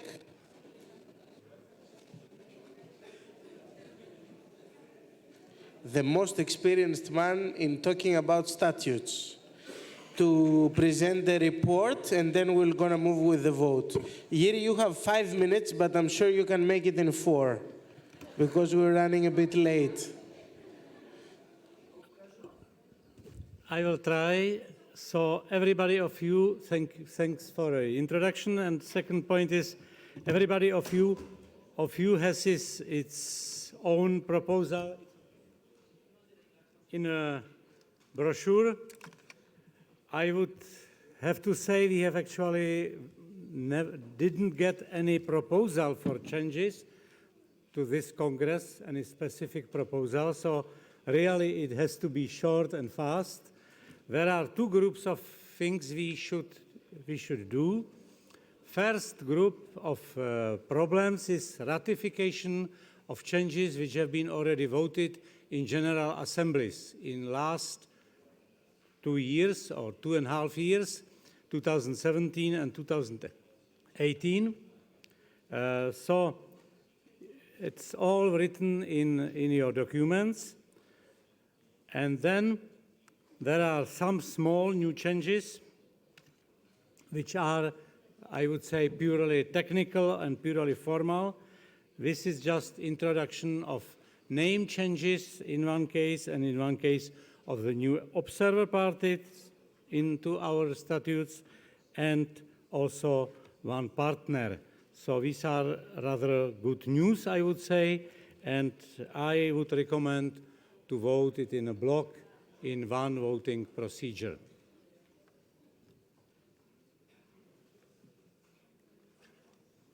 So then, if I may ask the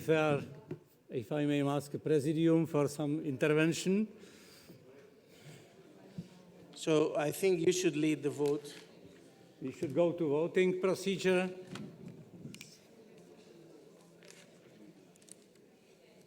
So probably voting started already, yes.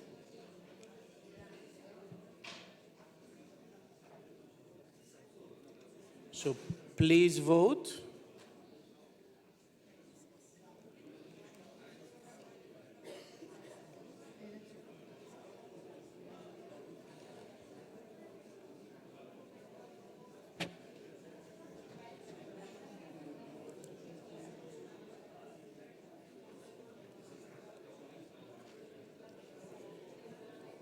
If there's anyone who hasn't voted already, please vote now.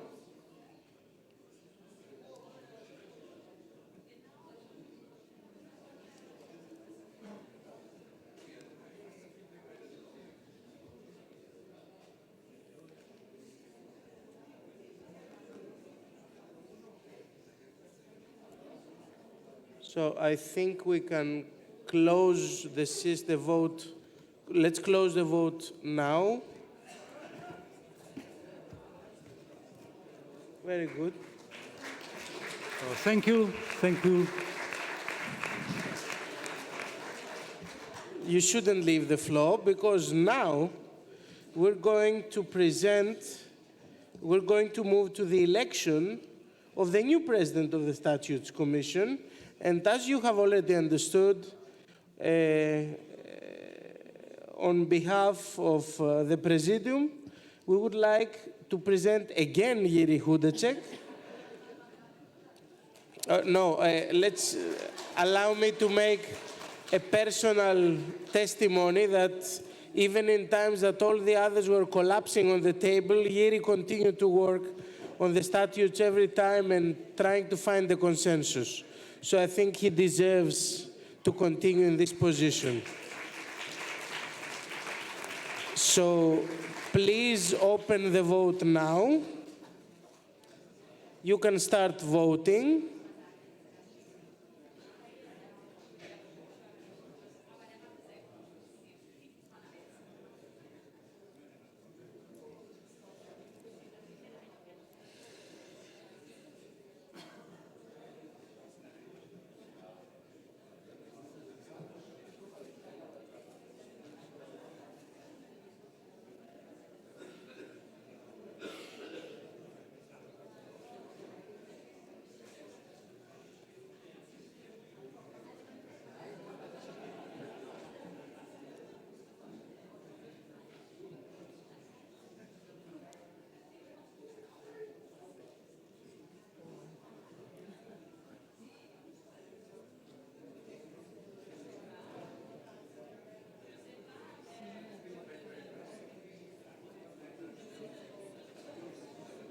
If there's anyone who hasn't voted already, please do it now.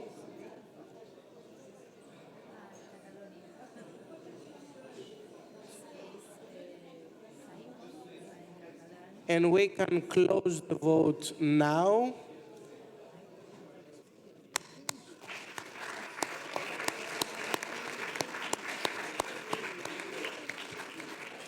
Good luck, Jiří. Congratulations. Okay, let's change the subject a bit. I'm sure most of the people in this room have watched I, Daniel Blake, because us leftists like to see very sad movies referring to the working class, especially. We have a video from this important guy, Ken Loach, who we have to know that he's a founder of the Left Unity, a party of the European left, and he has sent us a very short video, so let's watch it.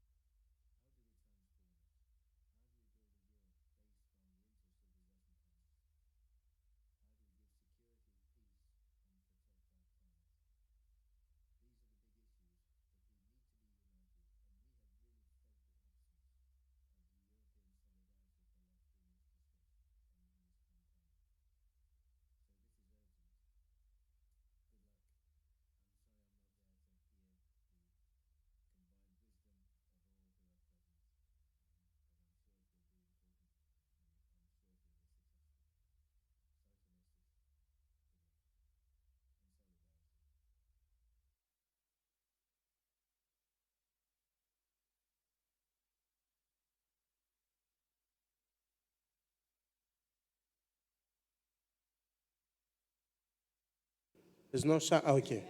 A special moment in this conference.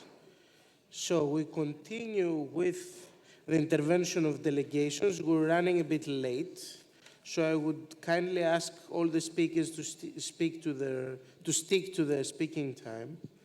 The first is Andrej Bona from the Czech Republic, the Party of Democratic Socialism. You have 7 minutes.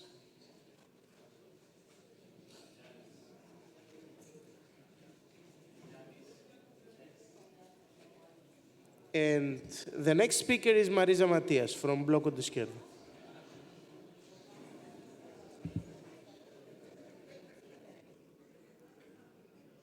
Dear comrades, friends and colleagues, my task for the next about 7 minutes will be to please you with some incoherent thoughts and stuttering that my speeches usually are.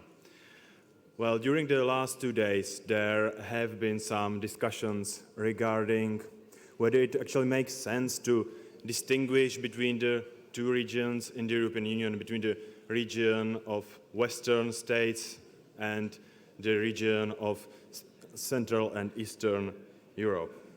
Well, as a young Czech socialist, I think I could present you with my perspective, which is reflecting the discussions which have been undergoing in our party of the democratic socialism.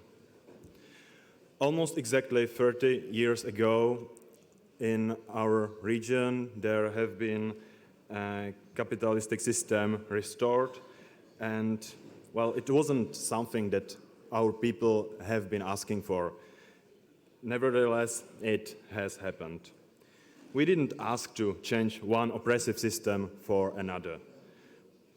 We did not ask for democratic socialism to be substituted with predatory and competitive economic system.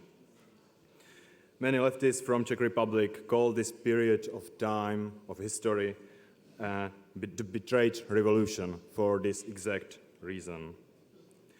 Ever since that time, our peoples have been under fire from multinational corporations and neoliberal political parties. These two sides of the conflict, they perceive the value of human life as nothing more but a simple economic input which can be transformed into profit. This can be nicely demonstrated by the fact that in the Czech Republic, just about 50% of inhabitants can actually reach to something which is called decent living wage. This decent living wage happens, by the way, to be just slightly lower than the average pay. So you can imagine the conditions under which our citizens need to exist. And this, I believe, might explain some of the differences in opinions which we usually encounter when we are discussing different topics which are of whole European importance. This is the environment that we, as people from Central and Eastern Europe, we are fighting our battles. It is an environment where the narrative has been so long controlled by the right-wing, neoliberal mainstream media that the word leftist itself has become some kind of an insult. It is the environment where about half of the population is doing so badly economically that they just don't really have time and resources to care about topics like environment and human rights. It's sad. It sucks. Actually, it sucks to be a leftist in these conditions, but it is what it is, right? We did not give up, and we won't. Not us, Czechs, not Slovaks, not Bulgarians, not Polish people. We won't give up.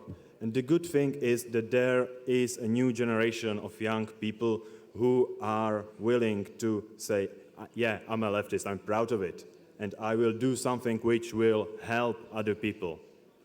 I believe that solidarity is an important an important value which we should declare. But we must not be left in this battle alone. In this time, we need all the solidarity from whole Europe that we can get, because in the end of the day, we stand united in our struggle. But after all, we just happen sometimes to be fighting on the different fronts. Thank you.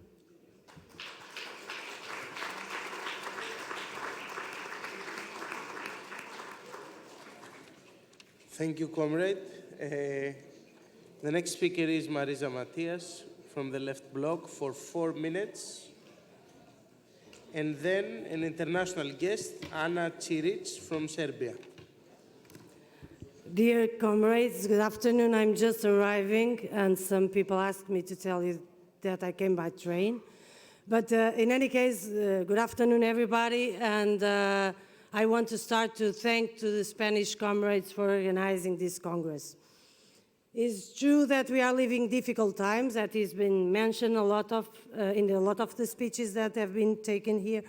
But I want to tell you that is not because we are living difficult times that we need to cede to the mainstream politics or to be afraid with the alternatives which are not real alternatives to our future. And unfortunately, I think these difficult times are also an opportunity to give us more clarity about what we have to do as a left-wing party. And we know that politics is moving in the European Union, and is moving mainly because of the far-right interference. And in that sense, we have no doubts by rejecting the Frontex, we have no doubts by rejecting the migrant policy that we have at the European Union, we have no doubts by rejecting the fear, and we cannot have no doubts concerning the defense strategy. We cannot support any defense strategy at the European Union level. We cannot support NATO, but we cannot also be afraid and support any defense strategy. And that's what the far right is trying to buy from all the citizens, telling them that we are in a moment of real difficulties because of the people that are trying to find better lives in Europe, because of the wars that the European Union helped to organize and didn't prevent. But last year, we had more than 19,000 people dying in the sea. And the only answer was not human rights answer. It was not about humanism. It was about defense and moving all the public resources to these fights. We don't want a fortress Europe. We cannot be part of those who believe that the alternative that we have in these moments is to compromise. No, we are not here to compromise. We are here to clarify our positions. We are here to clarify our politics. And honestly, in the moment that we start to compromise, we start to lose the very own reason for being here and to make politics. In that sense, I think that we don't have the need to respond to the far right. The only obligation we have is to respond to the failure in human rights, to the failure in social rights, to the failure in workers' rights. The only thing we have to respond is to people who is waiting because they don't find in the European Union any answer to their concrete problems in their concrete lives. So in that sense, comrades, if we want to move on, and we cannot step back, we cannot have any type of doubts when it comes, and I repeat, to compromise. The only compromise we are here to fight for is the compromise with people. So no to NATO, No to the European defense. No to Fortress Europe. No to Frontex. No to agreements that kill people, no matter what those we are agreeing with. The only agreement and compromise we have is to the European people. So let's stand together for human rights. Let's stand together for social rights. Let's stand together for humanity. Let's stand together for being together and fight together. Thank you.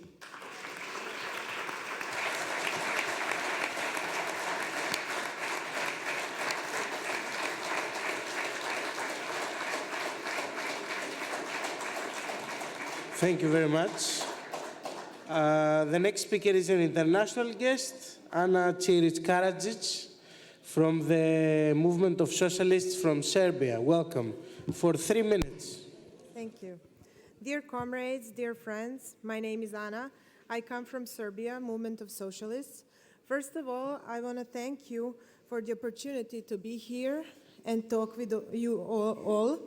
I met many nice people here in Spain. I feel like I'm at home because here is the feeling of solidarity. Spain is one of the 5 European Union countries that didn't recognize falsely proclaimed state of Kosovo. So thank you very much for that. The left is the future. We believe so. And the world is not going to get better without strong left. But we have to work for it. We can't just talk about it, but we have to act. Movement of Socialists is an authentic left party in Serbia. We have around 25,000 members in 100 municipalities. I will just say a few words about our party because I'm not sure you met me before. I haven't taken the floor before. I'm a member of Serbian Parliament. Our party is in government since 2014 with the Progressive Party, and our chairman was Minister of Labor for 4 years now. We are proud of that period because during the savings and fiscal consolidation, we managed to not allow a single penny of social benefits to be reduced during that period. So that actually helped for increasement of average wage, which was increased 10% every year. Today, our chairman is the Minister of Defense. I know I don't have much time. I'll just say a few words about the rhetorics in Serbia. It's kind of important for us, especially during the period of elections, because different parties in Serbia that are extreme right and conservative nationalists or modern national parties, they aren't using terms of capitalism or nationalism because both of those are not really popular in Serbia. Nationalism is, when we come to rhetorics, is accustomed to patriotism, and capitalism as democracy and some kind of transition. So the society doesn't accept those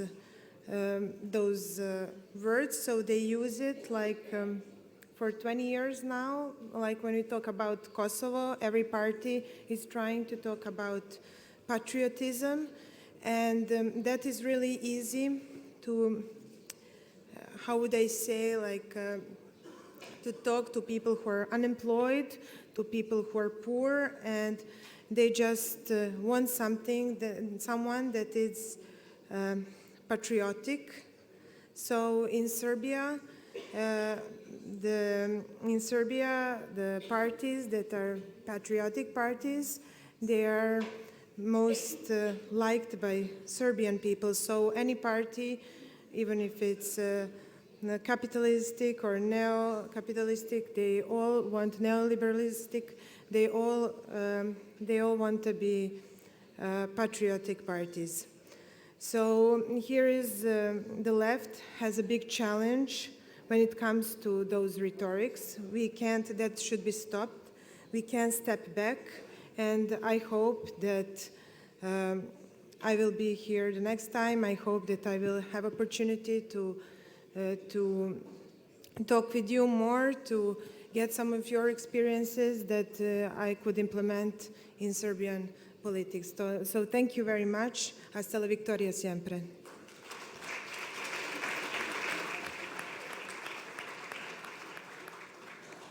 Thank you very much. We will continue with another two international guests, starting from David Grosclaude. I hope I didn't kill the name. Vice President of the European Free Alliance? No? No. Okay. Let's move to the next and we'll see. Leire Asgargorta, International People's Assembly. For 3 minutes. Welcome.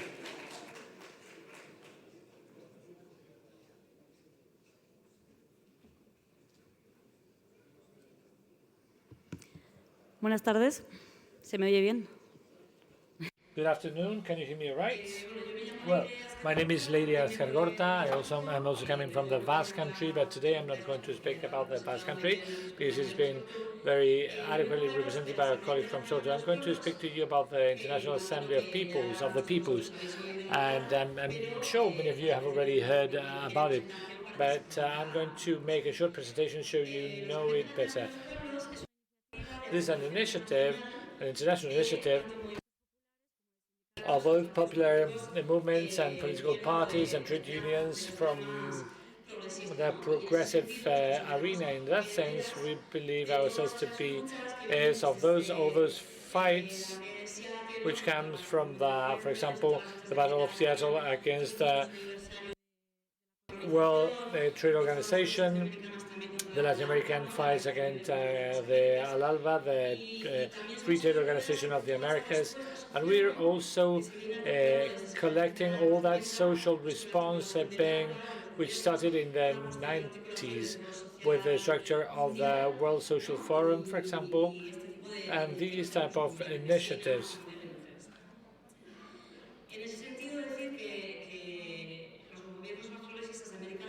And they do an analysis at a certain moment that is not enough to do an alliance of the governments or of those parties in the governments to achieve a true change. So they establish a series of, for example, the objectives of strengthening the fight against social imbalances in the American continent, promoting the redistribution of income, guaranteeing participative democracy and strengthening national sovereignty. And for objectives of this dimension, it is not enough with the linking up of the liaising the governments.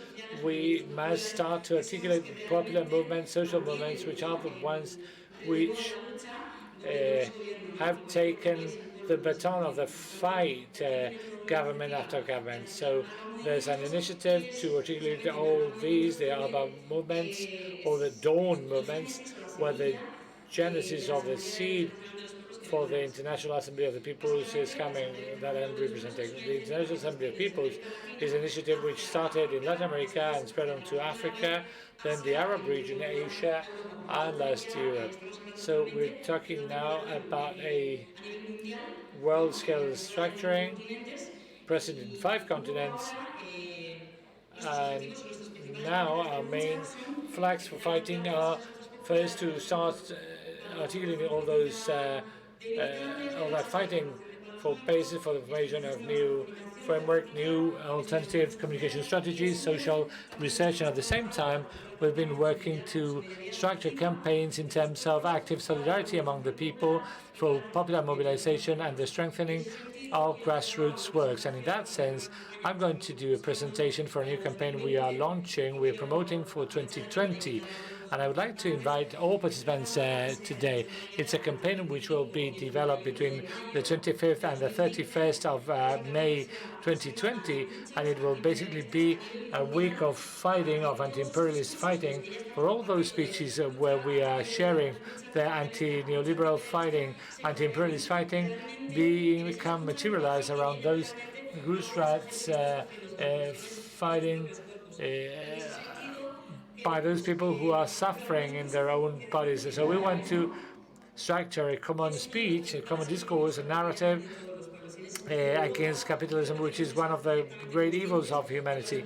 So in Europe, we've got to be aware of the responsibility of the European bourgeoisie in that oppression of the southern people. So I would like to invite all the people in Europe to structure this fighting in your respective countries against the national bourgeoisie of your countries, and as an example of solidarity with the southern countries. If you want to know a little bit of more of these, I'd like to invite you to the meeting that Transform Europe has prepared for the next few months. Thank you.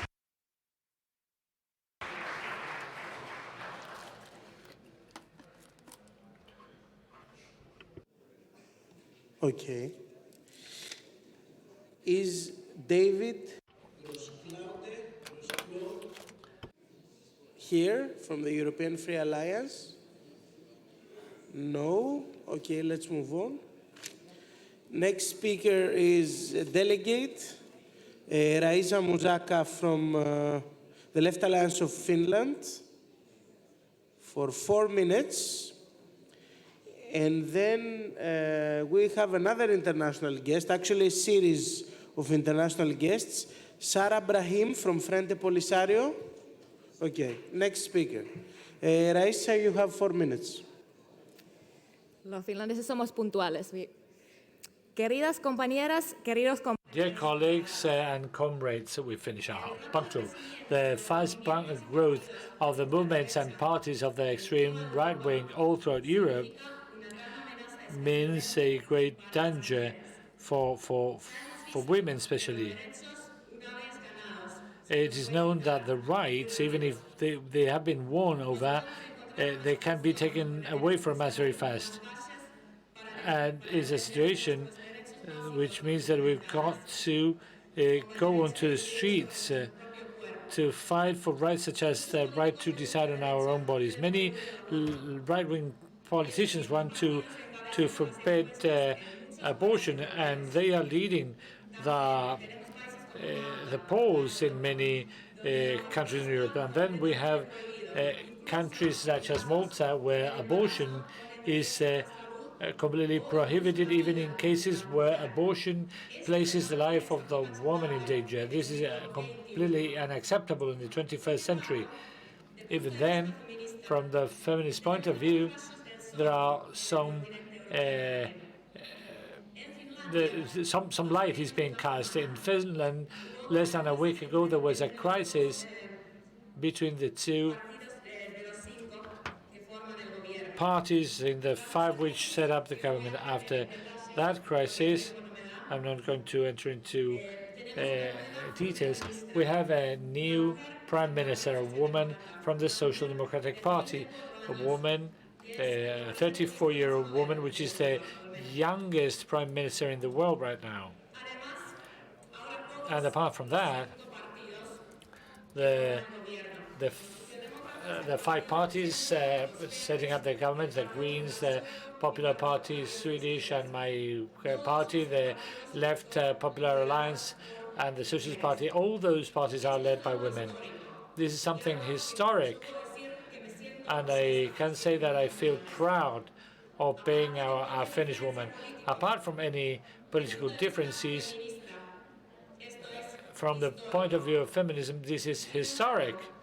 But Finland is no paradise for women, nor a feminist paradise. There's a lot to do.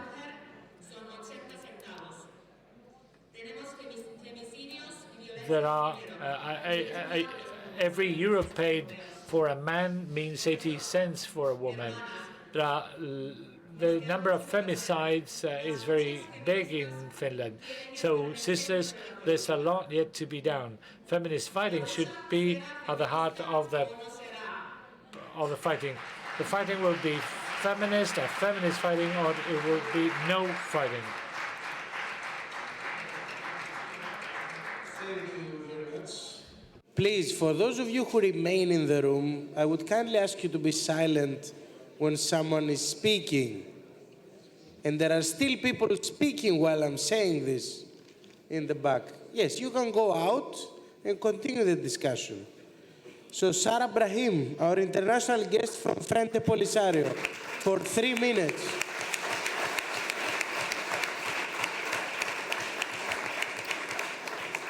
Buenas tardes. En nombre del Frente. Good afternoon. On behalf of the Polisario Front and the Sahrawi people, I'm greeting the 6th Congress of the European Left. I'm going to speak to you about the situation in the Western Sahara, which, as you know, is occupied by the Moroccan military for 4 years. The situation in the occupied territories is blatant in terms of human rights. It's appalling. In July this year, a Sahrawi lady was assassinated by the Moroccan auxiliary forces. Another clear example of the violation of human rights is that of political prisoners. There are more than 100 prisoners in Moroccan jails. There's the case, for example, of the group of Temizid, who are in prison since 2010.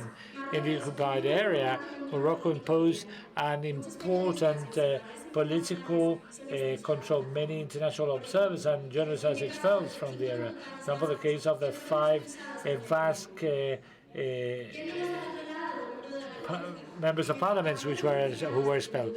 In Tindouf, there are 160,000 refugees in a very precarious situation. The most strongly affected people are children and women, who are also victims such as of malnutrition. All of them ask why there's no real solution to this way of living so bad. To start, the Moroccan regime takes advantage of the immunity provided to it by France because France puts hurdles of the solution of this conflict. Second, the world only pays attention to violent war environments instead of thinking in the long run and paying attention to political situations which need an urgent solution. Solutions are that of the Sahara. And also the European Union is still supporting politically Morocco. And for example, the phosphates, fishing and farming of the area of the Sahara is being exploited by Morocco and going against the decisions made by the European Court of Justice. But even then, I want to repeat what our colleague Izzy said. Europe goes beyond the European Union, and there are strong solidarity ties with the Sahrawi people on the part of the European left. Our political party and many European left-wing parties have been working together in countries such as Finland, Germany, Slovenia, France, Italy, among many others. And thanks to the support of the UE at the European Parliament, now we count on an Western Sahara Interparliamentary Group. That's how I myself, a young Sahrawi woman, I can ask you on behalf of the Sahrawi people to open your eyes and condemn the atrocities committed by the Moroccan government. And also please take into account the need for self-determination of my people. So I would encourage you to fight together with us because we are a clear example that the colonial legacy is still present, and long live to free Sahara.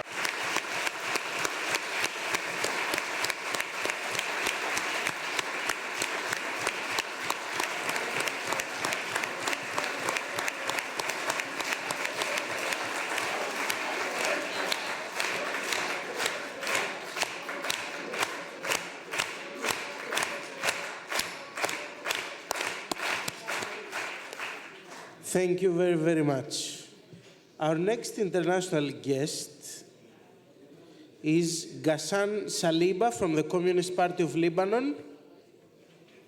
Thank you very much. For 3 minutes.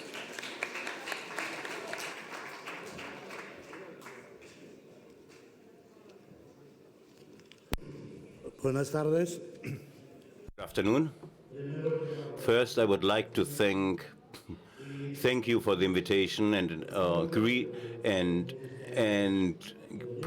give you the greeting of the Lebanese communists to the 6th Congress of the European Left. a militant greeting in a crucial moment in the long fight of the progressive Lebanese and Lebanese Democrats. We are now in the third month, next week, in the third month of the uprising against the ultra-liberal policies, savage ultra-liberal policies of the successive governments, which are wrongly called unified governments. All they take all the benefits due to the corruption of our government, provoking the most important and largest financial and social crisis that I've ever known. For 30 years, speculators have reigned, imposed social cuts, degradation of the environment. I have to put my glasses on, sorry. The lack of infrastructures, of electricity, public transport, water, lack of social services, lack of public health care, lack of public education or public schools, and policies which are imposing privatization imposed by the donating countries in Paris 1, Paris 2, and lately in the other agreements reached.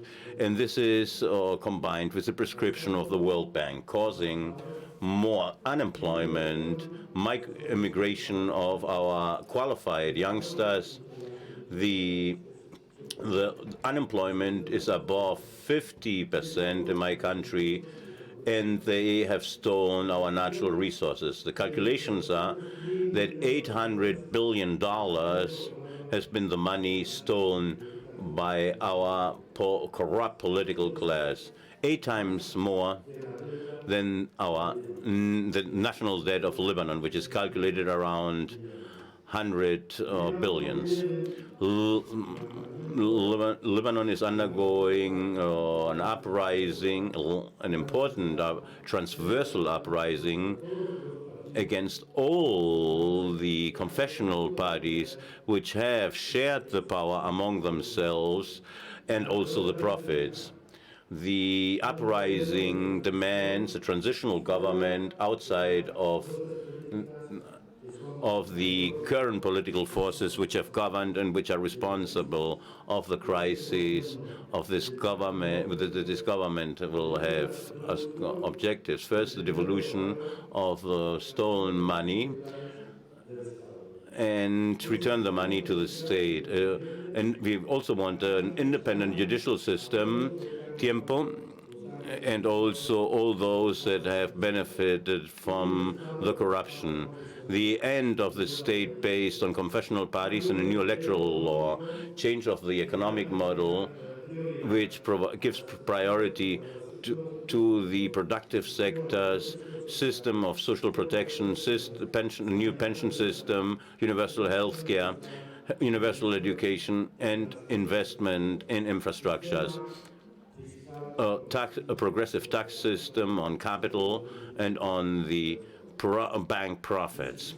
We need the solidarity of the European left, solidarity to pressure those governments that are those that have imposed through their inherences those disastrous policies for our people, for the Lebanese people. And I also take advantage to reiterate the need for your solidarity with the fight of the Palestinian people, the uprising of the Sudanese people, which hasn't finished, also with the Iraqi people, and with Egypt, and a long list of people and nations in Latin America, Middle East, Africa, and in Asia. And I also take the advantage to underline and insist, and I believe that we need to consolidate the Euro-Mediterranean left as a forum for debate and reflection, but also it should be a space for mutual solidarity. I don't want to repeat or reiterate the interventions of our Egyptian colleague this morning and other interventions of the need to recover or to articulate a new solidarian international movement. Thank you. Thank you. I wish you a lot of success and fraternal greetings.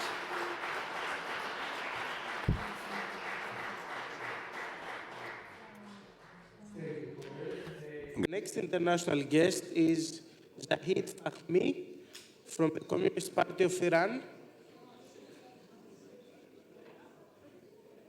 No? Iraq, I said. Iran, I said. Oh, I'm terribly sorry.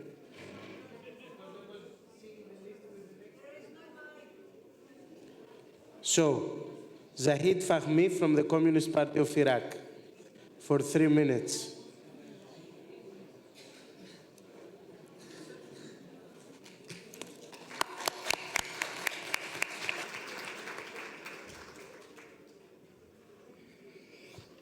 Dear comrades, I want first to thank our comrades, the European left parties, for inviting us to this important Congress, and I convey the greetings of your comrades, the Iraqi communists and the Iraqi progressives. I think many speeches before us have really dwelt on the situation in the region. My comrade from Lebanon has also addressed the issue. I just want to emphasize that at this particular moment of Iraq, we are witnessing the greatest social and popular movement in Iraq history. And when I'm talking about Iraq history, I'm talking since 1921. So that is the creation of the new Iraqi state. Since the 1st of October, we have a new popular movement which has embraced tens of thousands, and I would say hundreds of thousands of people, which has spread to 11 provinces, including Baghdad itself. And it started with, firstly, because asking for social justice. They rose against the lack of jobs, lack of public services, lack of proper education, proper health services, against corruption, and against the huge inequalities that Iraq has witnessed since 2003. Today, the gap between those who own and who doesn't own have become wider than any time over the past 2 decades. And they rose against the system and the political system that has created all these injustices. That means with which we have this power sharing, quota, confessional system. This system of power sharing has based on sectarianism, based on monopolizing power by a small strata of representing, or so-called representing the different component of Iraqi society, which has become over the years a kind of oligarchy which has monopolized power, wealth, and even even media. And the gap over the years has widened and widened between this power and the mass of the people.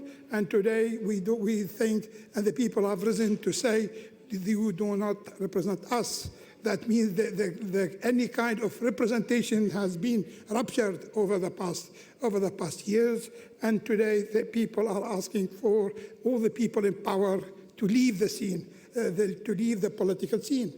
So this movement, which started initially as a manifestation, as a demonstration, it has been addressed with ferocious repression by the government, by the state in general, and not only by the state, by also what you call it militias and various non-governmental groups and armed groups. Today, we have more than 500 martyrs. We have 20,000 people injured. We have hundreds of people who are detained, have been tortured, have been exercised all forms of repression against these people. So you can imagine within 2 months, people have given 500 people killed. Never in Iraq's history we had such repression. Even under Saddam Hussein repression, we had different scale of repression, different types of repression, but this kind of manifestation and demonstration repressed with such ferocity has never been witnessed. So today, despite this ferocious repression, peoples are demonstrating a determination never been seen before. More and more people are engaged in the process. The mobilization is stronger than ever, and all the means and forms of repression used by the government has failed to really to affect the determination of the people. Of course, this is a movement which has to be analyzed. This is what they call it, a horizontal movement. Time. Yes, this movement which has proven, has gained unity against its objectives, and we believe they deserve your solidarity and the solidarity for the Iraqi people for their democratic and social and economic rights. Thank you very much.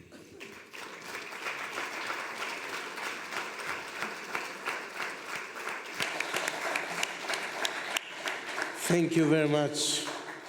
Our next international guest is Mehdi Ebrahimzadeh from the Left Party of Iran. Iran, I said it right this time. No? Okay, very good. For 3 minutes.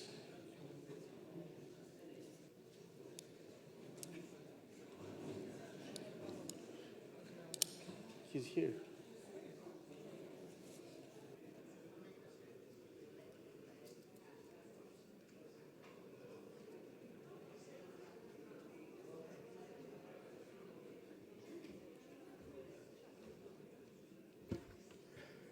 سلامی چو بوی خوش آشنایی. Liebe Genossinnen und liebe Genossen. Okay.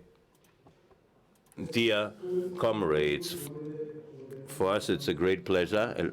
It's a great pleasure to be here with you in the 6th Congress of the European Left. We are in agreement with you when you say that the existing system is incompatible with democracy and sustainable development. The system of exploitation and suppression, it expands to different countries and different regions of this world, and it articulates through a situation which is very different in each place, even though the basic factors are the same. They coincide with the neoliberal policies. The media, they have imposed anti-human or inhuman laws all the way up to assassinations. This is what we have experienced. The rebellion in 2019 and massive increase of gas provoked the rage of the Iranian people. The people went to the streets. Hundreds of Iranian cities were the scenario of these demonstrations, which turned into demonstration against poverty, against the oppression. The rage of the Iranian people the rage goes against the oppression and the waste of wealth of the wealth of the people to devote it to religious issues interesting for the mullahs in power. That action of the regime of the Iranian Republic, the Islamic Republic of Iran, is they killed demonstrators through shots in the head. We do know that they were killed, at least 207 people were killed by our security forcemen. According to a representative of the regime, 7,000 people were arrested. We count on your solidarity in our fight against neoliberal policies in Iran with thousands of workers, Iranian workers which fight against privatization, which fight in favor to receive their wages and against massive layoffs. This is our contribution, the contribution of the Iranian workers in our world fight against the oppression and in favor of workers' rights. We show solidarity with our comrades in Europe, which fight here against neoliberalism. We show our solidarity, and we also saw solidarity with the Kurdish Communist Party in Turkey. We are both united against our fight against authoritarian regimes which step on human rights. We show our solidarity with the Iraqi people, with the Lebanese people, which for months are fighting against corruption and against a corrupt government. That resistance needs also the support of the European left. Please support us, give us strength, do everything possible so that the political prisoners in Iran are liberated. Please ask or demand international committee to investigate who gave the order of shooting demonstrators in the head. And also demand the closure or the withdrawal of the economic embargo, and please make sure that the U.S. doesn't start a war against Iran, because what the U.S. does is going to provoke a war against Iran, and in that sense we need your support and your solidarity. Thank you very much.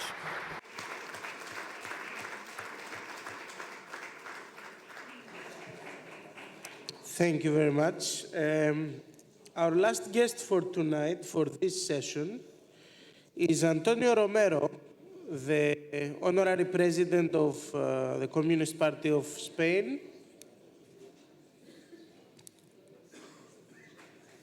Welcome.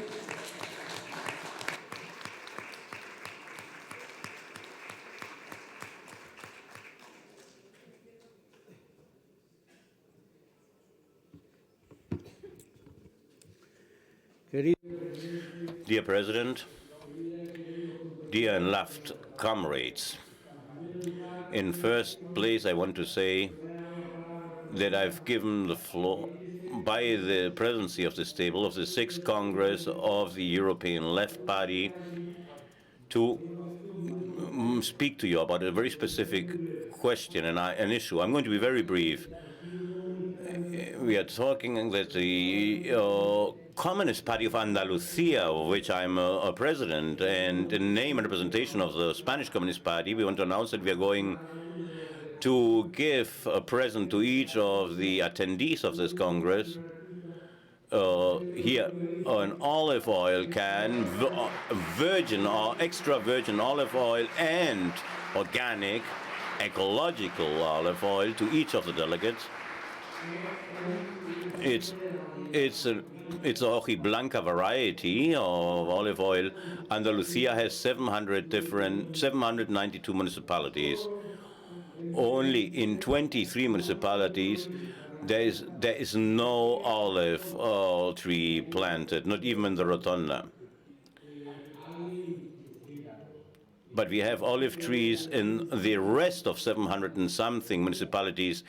We have olive trees that are there, because the olive tree in Andalusia vertebrates our territory, but the olive tree, the flamenco, and the Guadalquivir River, these are the three issues, or the three things that articulate or vertebrate our territory. They say that in the past, when the kings and the gods wanted to have the kingdom on earth, Athena,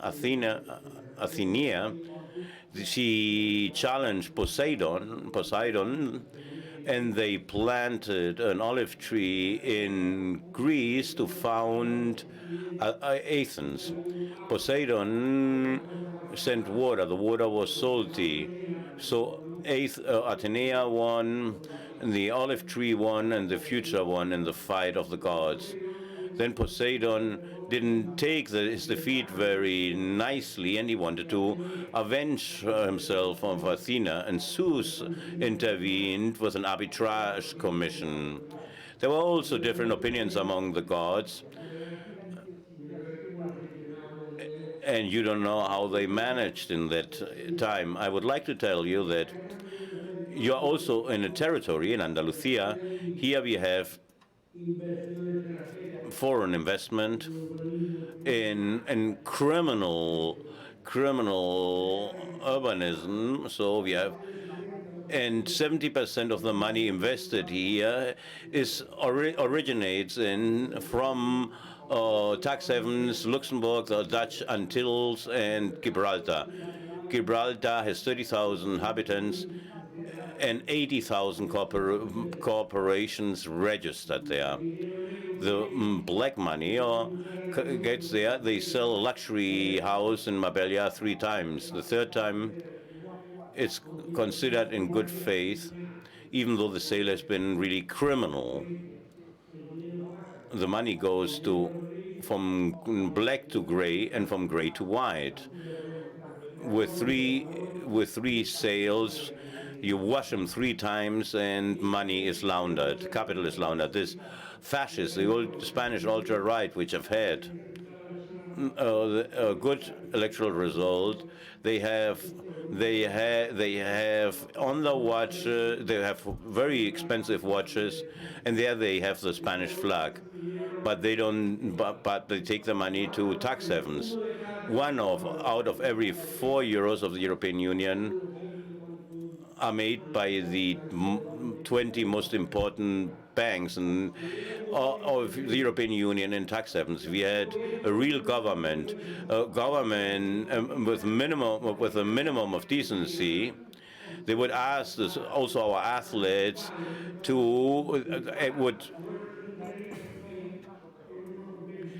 they should not allow athletes, elite athletes, to play for the national team if they have the money or send their money into tax havens.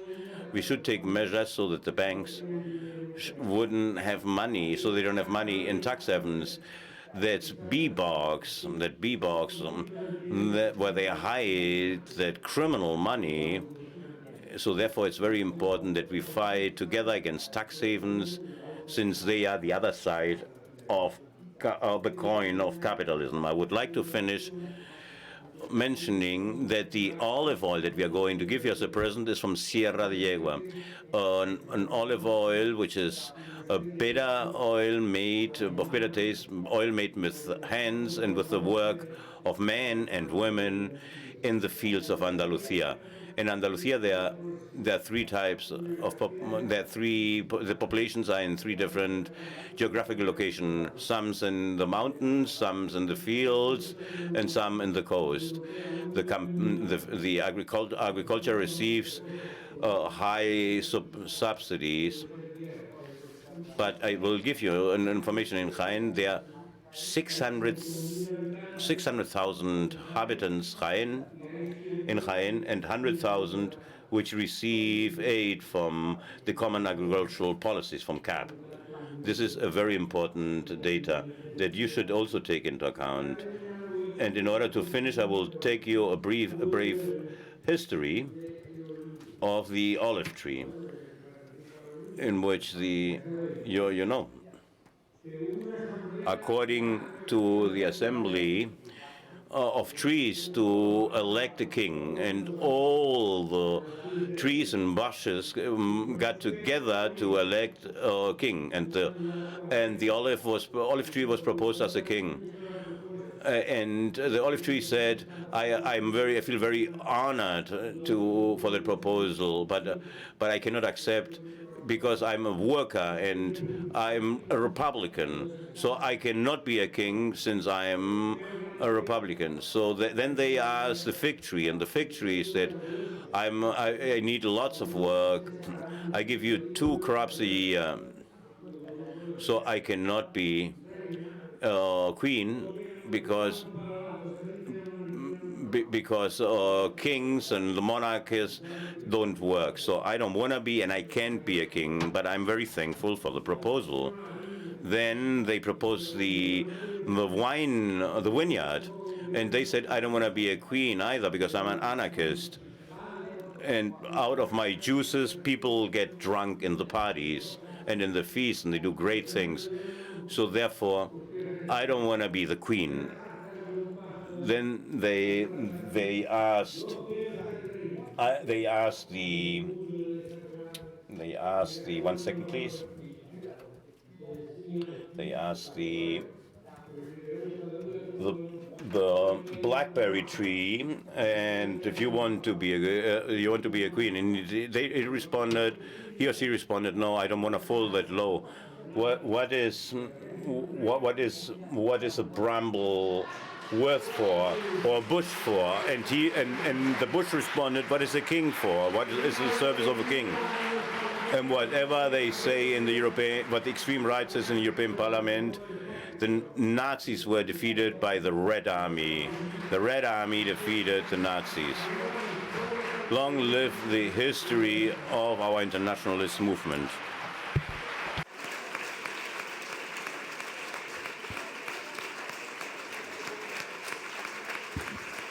La camarada Maite Mola, a la que queremos tanto.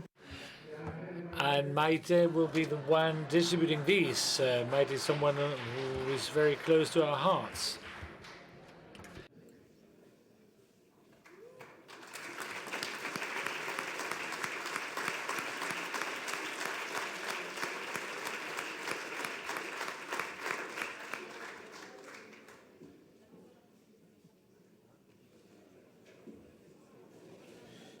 Thank you very much for your intervention and also for the gift. We're going to move with a coffee break.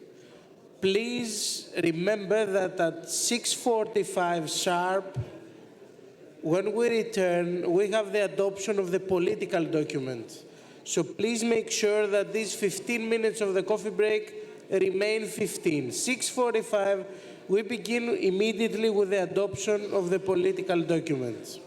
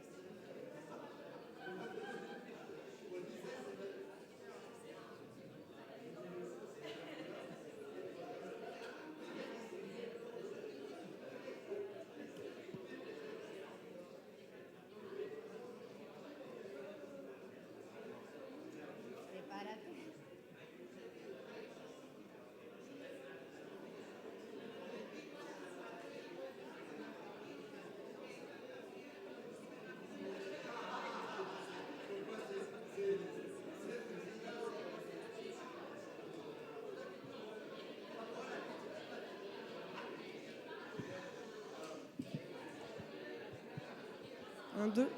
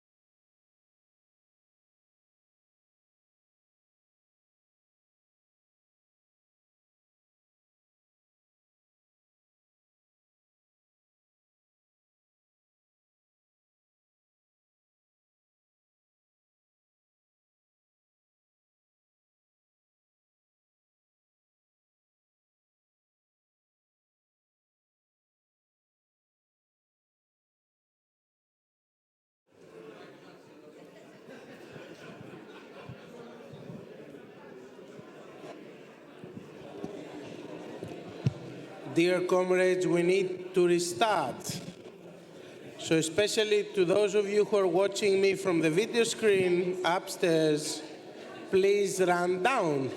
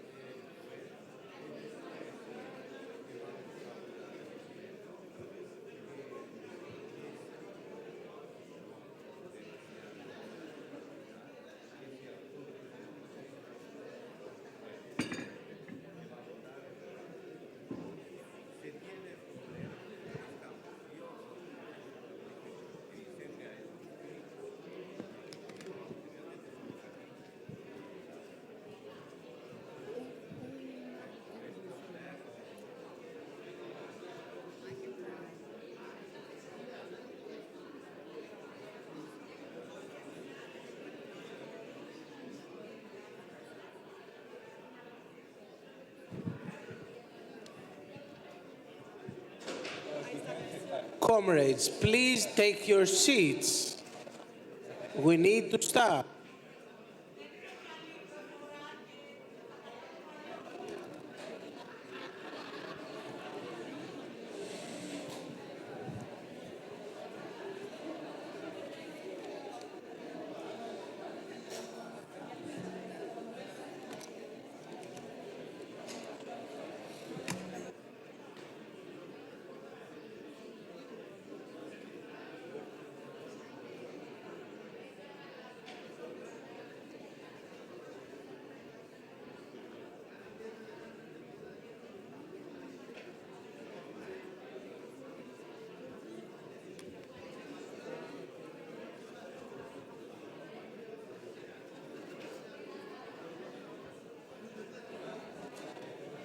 Nos vamos sentando.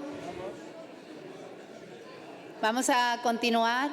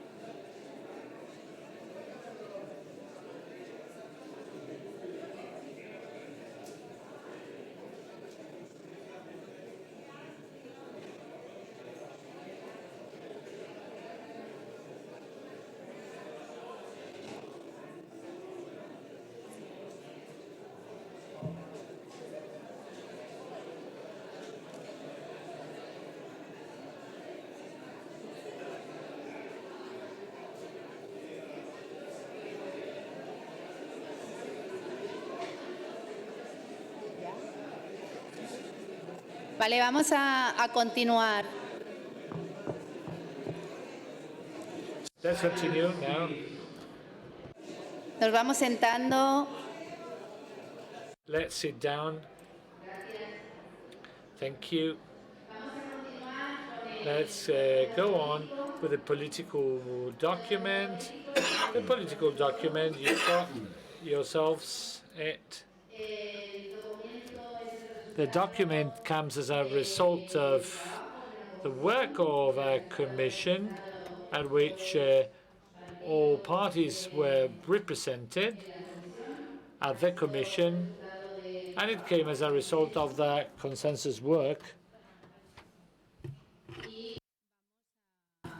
And we're going to start voting the political document.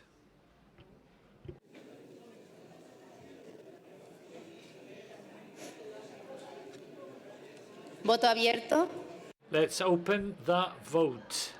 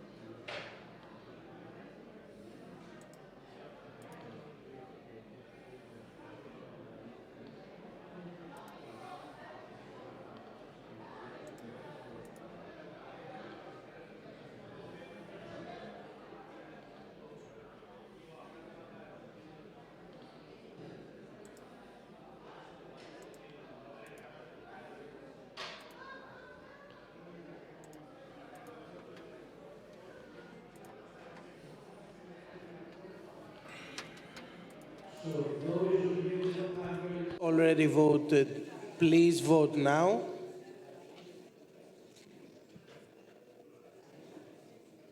Ya.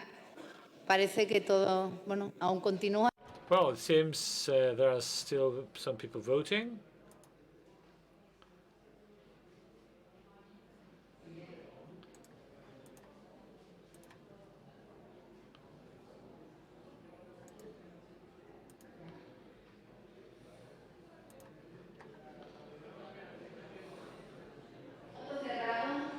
Let's declare the vote closed.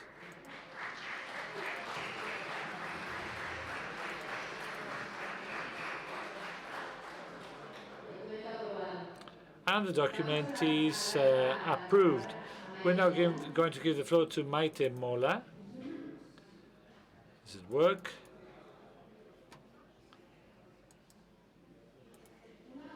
Hello? Well, these that I'm going to do now is very important for me. It's been 3 years of the European Left Party with Gregor Gysi as the president, 3 years at which I believe there was a clear show on how the left can be work in plurality and diversity. I've got to say that when Gregor said he was no longer going to be the president of the European Left Party, I understood it, even if we had some problems which I believe have already been solved. But as a vast communist and as a member of the left, I've got to say that these 3 years have been good. In no time, in no moment I felt on the part of Gregor any pressure.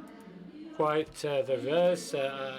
He always paid attention to whatever I had to say. And I think this is important because it is no farewell, but rather see you later. But I do admit when you can work with someone. And the truth is that during these 3 years I've been working with him very well. So Gregor, can you come over?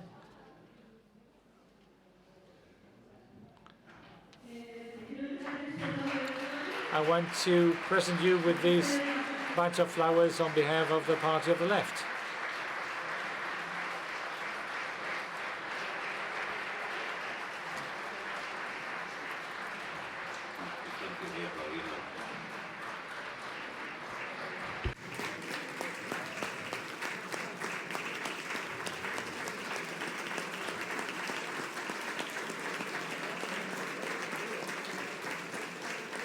Gracias, venceremos.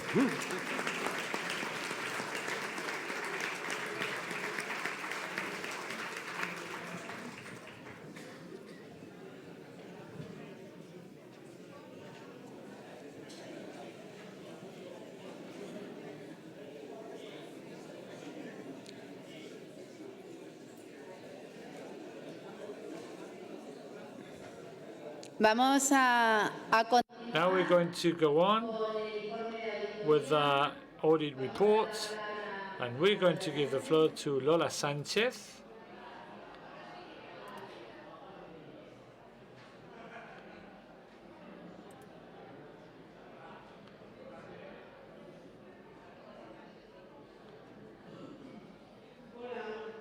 Hello, good afternoon. I'm going to read now the report by the members of the internal audit to the 6th Congress of the European Party of the Left, or European Left Party. We have been auditing 2016, 2017, 2018 as the internal audit group chosen at the 5th conference of the Party of the European Left. We fulfilled our obligation through the control of the financial data of 2016, and the second semester 2017, 2018. We have not audited 2019 because the term had not finished the moment the audit took place. So we met in Brussels last 26th and 27th, November 26th and 27th, and this audit report was done jointly. And before mentioning the results, we'd like to highlight that the global political situation that the PA is working on makes that the administrative work of the European left is not to be easy. In times of precariousness and neoliberalism, and with the rise of the forces of the extreme right, the European Party of the Left should also bear the results of the last European elections and the weakening of the political group of the Parliament, the European Parliament. With this in mind, we believe that the consistency, the message of consistency are vital for the PA in order to face all the political challenges ahead of us. As a consequence, we've done our audit with the following objectives, which are as follows: to detect if the prior recommendations have been approached or not, highlight improvements, and make recommendations for the improvement of that we believe to be necessary. And this is reflected at the different results of this report. All the documents were shown to us, the audit reports, the information on the income and expenses, details with regards to invoices, bills, etc. And we classified it chronologically. In the cases that we needed more information, the person responsible of finances nos facilitó amablemente gave us all the responses we needed so we could classify all doubts. We observed that the general condition of the administrative condition of the European Left Party has improved. We have detected a wider use of travel agencies and no large discrepancies between the budgets forecasted and the expenses made, as it was the case in 2013, which gave rise to a large deficit. Of course, we can improve our performance. The recommendation we would like to propose affects two levels: organizational, technical, and political, and in terms of content. At the political level, we recommend that as a group with internal audits, so we improve our efficiency. First, we've got to fulfill our objectives every year instead of doing it every 3 years. So audits should be done yearly. Also, we believe that we should be invited to take part in the meetings of the treasurers of the member parties, and that we should receive the important financial updates on the situation of the European left as possible. And we also detect that a draft invoice cannot be the final document for a payment to be activated. There should always be a final invoice submitted. It should be more adequately and regularly adopted. The same happens with receipts, etc. There should be original receipts. With regards to claims for reimbursements in the moments of austerity of climate change affecting public services, we recommend to raise awareness on the use of trains and public services instead of using cars and planes as much as possible. Also, we would recommend a stronger link between the bills and the events they match, so the expenses for every single event appear more clearly. That can be solved in that bill. The calendar for political events developed by the left-wing party should be further updated, because some years, even if there are events down to the end of the year, are celebrated. So the calendar should reflect changes all throughout the year. At the political level and in terms of content, we would recommend the following. We've observed a problem in terms of not using hotels at events financed by the European left. And now, if hotel rooms are not being used, they will be charged. Even if we know that it is complicated, that some of all the rooms are used in the end, we recommend a more strict planning, also at the individual level with participants, in order to prevent non-reimbursable expenses to be made. With regards personal data, considering the data protection regulation at the European level, we recommend the management board of the European Left Party and the IT company we have hired, that they implement the measures to improve it. After auditing the concept of staff, we are convinced that as a country of the left, we've got to be especially careful in terms of how we hire the people working for us. And we have detected several issues we'd like to highlight. There's no collective bargaining agreement, even if there are many hours that they dedicate to taking care of weekends, working weekends. There's no specific remuneration, specific payment specified with regards that overtime during the weekend. So the contracts are precarious in our case. So that's what we want to abolish. So we recommend modifying it and improving in this sense. We know that in order to improve the claims of the concept of precariousness, you need more financing. And when analyzing and comparing the financial results of 6 political parties, different political European parties, including the European left, we have detected that while we dedicate some 20 and 23% to staffing, other countries dedicate between 26 and 30% of their budget, with an average yearly budget of 2 million euros. This would amount to about 130,000 euros a year. We believe that with this additional money, we could hire more people, especially to reinforce the financial administration and also communication. If we want both areas to improve, there's a need for us to also invest in them. Also take into account that the financial result for the negative result of 2018 was due to the fact that we received less than 15% minimum of resources coming from the fees of the members of the parties, we believe we must create solutions to prevent that from happening in the future. Even if we agree that the main objective should be proactive actions for fluent communications between the Treasury and the parties, we're also convinced that sanctions should be imposed in case the member parties do not fulfill their obligations and responsibilities for the payment of the fees agreed. A proposal would be that if a party cannot pay the yearly fee, be it partially or totally, will not receive financing for the events of the next year, or that financing will be reduced in case they can only pay part of the fee of the current year. Another possibility would be for parties which have not paid their fees for more than 1 year will not be able to vote at the next conference.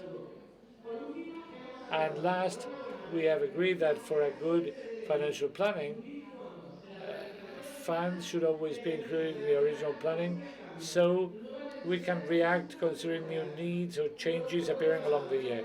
Also, we recommend that the cases in which such changes involve an additional considerable expense, an adequate financial planning and agreement with the Treasury will not be enough, or would not be enough, and the decision-making process should involve other management bodies of the European Left Party. And all recommendations should highlight that we have detected that the current performance of the European Left Party has improved as compared to the prior years. So we wanted to thank you for your trust, and I would like to thank the Treasury and the staff of the European Left Party for the work. We hope we can reinforce our work in the future. The internal audit team want to send you their salute, and that would be all on our side. Thank you very much.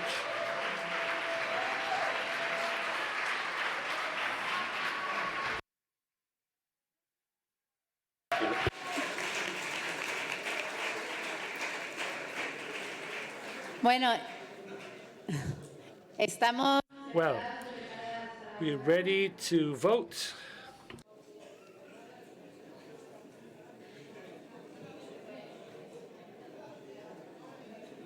No está abierto. ¿Sí? ¿Voto abierto? Open vote. Si fueron 2 medias, claro, si fueron 2 medias. Claro, que empezamos.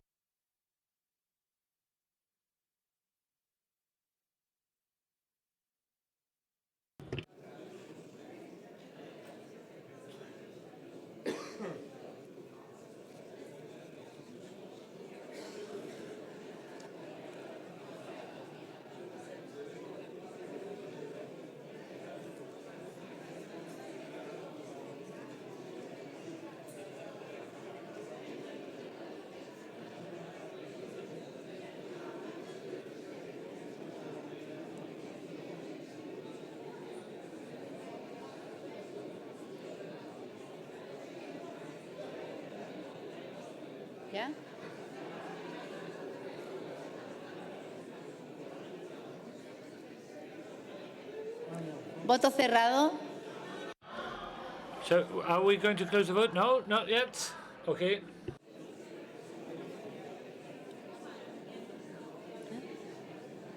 Ahora sí, ¿no? Voto cerrado. Okay. Now, can we close the vote? No, not yet. Yes, all right.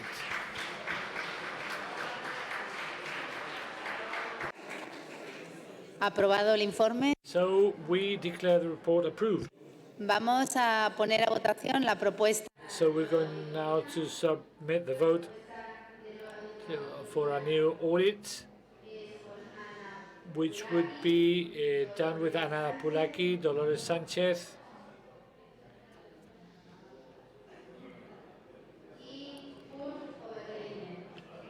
and Kurz Overliner. I don't know if I've used the right pronunciation. We're ready.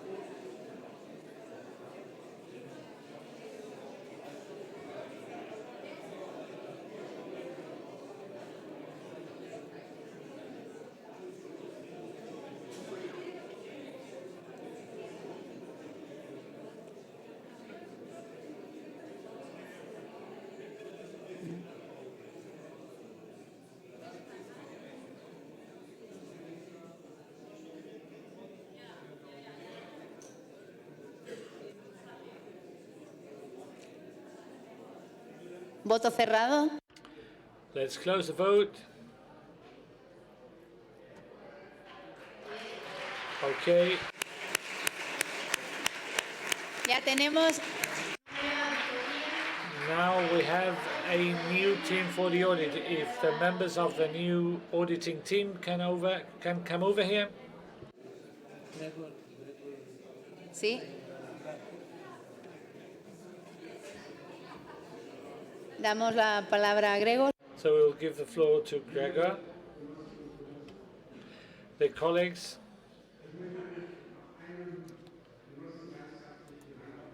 I would like to especially thank Nising Bole, one of my colleagues, because he was the one running the working group which wrote the political declaration.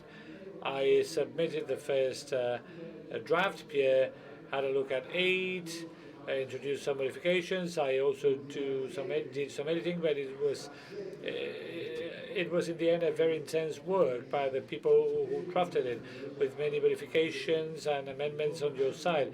So I think that work should be honored. Is Massa Boulay is here? Okay, there he is. Ihm für seine Arbeit ganz herzlich danken und dir jetzt. I wanted to thank you for your work.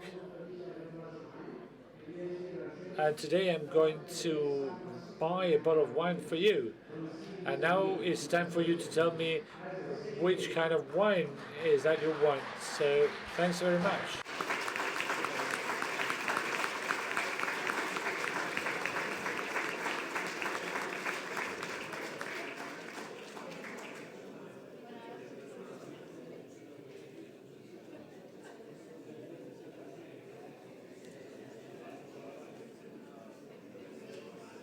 Ahora sí, podéis.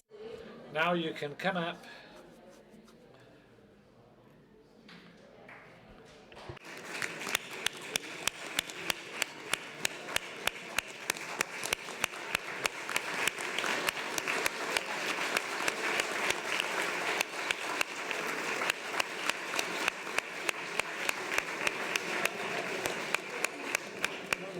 Thank you, comrades. We would like to thank you for your trust. Thank you.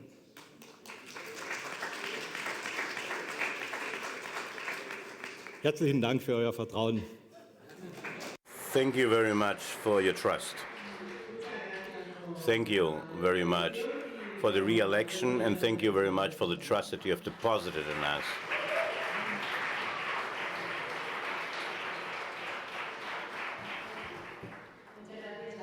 Thank you very much to all three. And we thank you for taking up the positions again, the new challenges. So the elections, the session is finished. We see ourselves at 9 o'clock in the morning, and to remind you that at 10, quarter to 10 is the Transform cocktail. We will have the singer Luisa Sota with us, and tomorrow we will continue at 9 o'clock in the morning with the motions.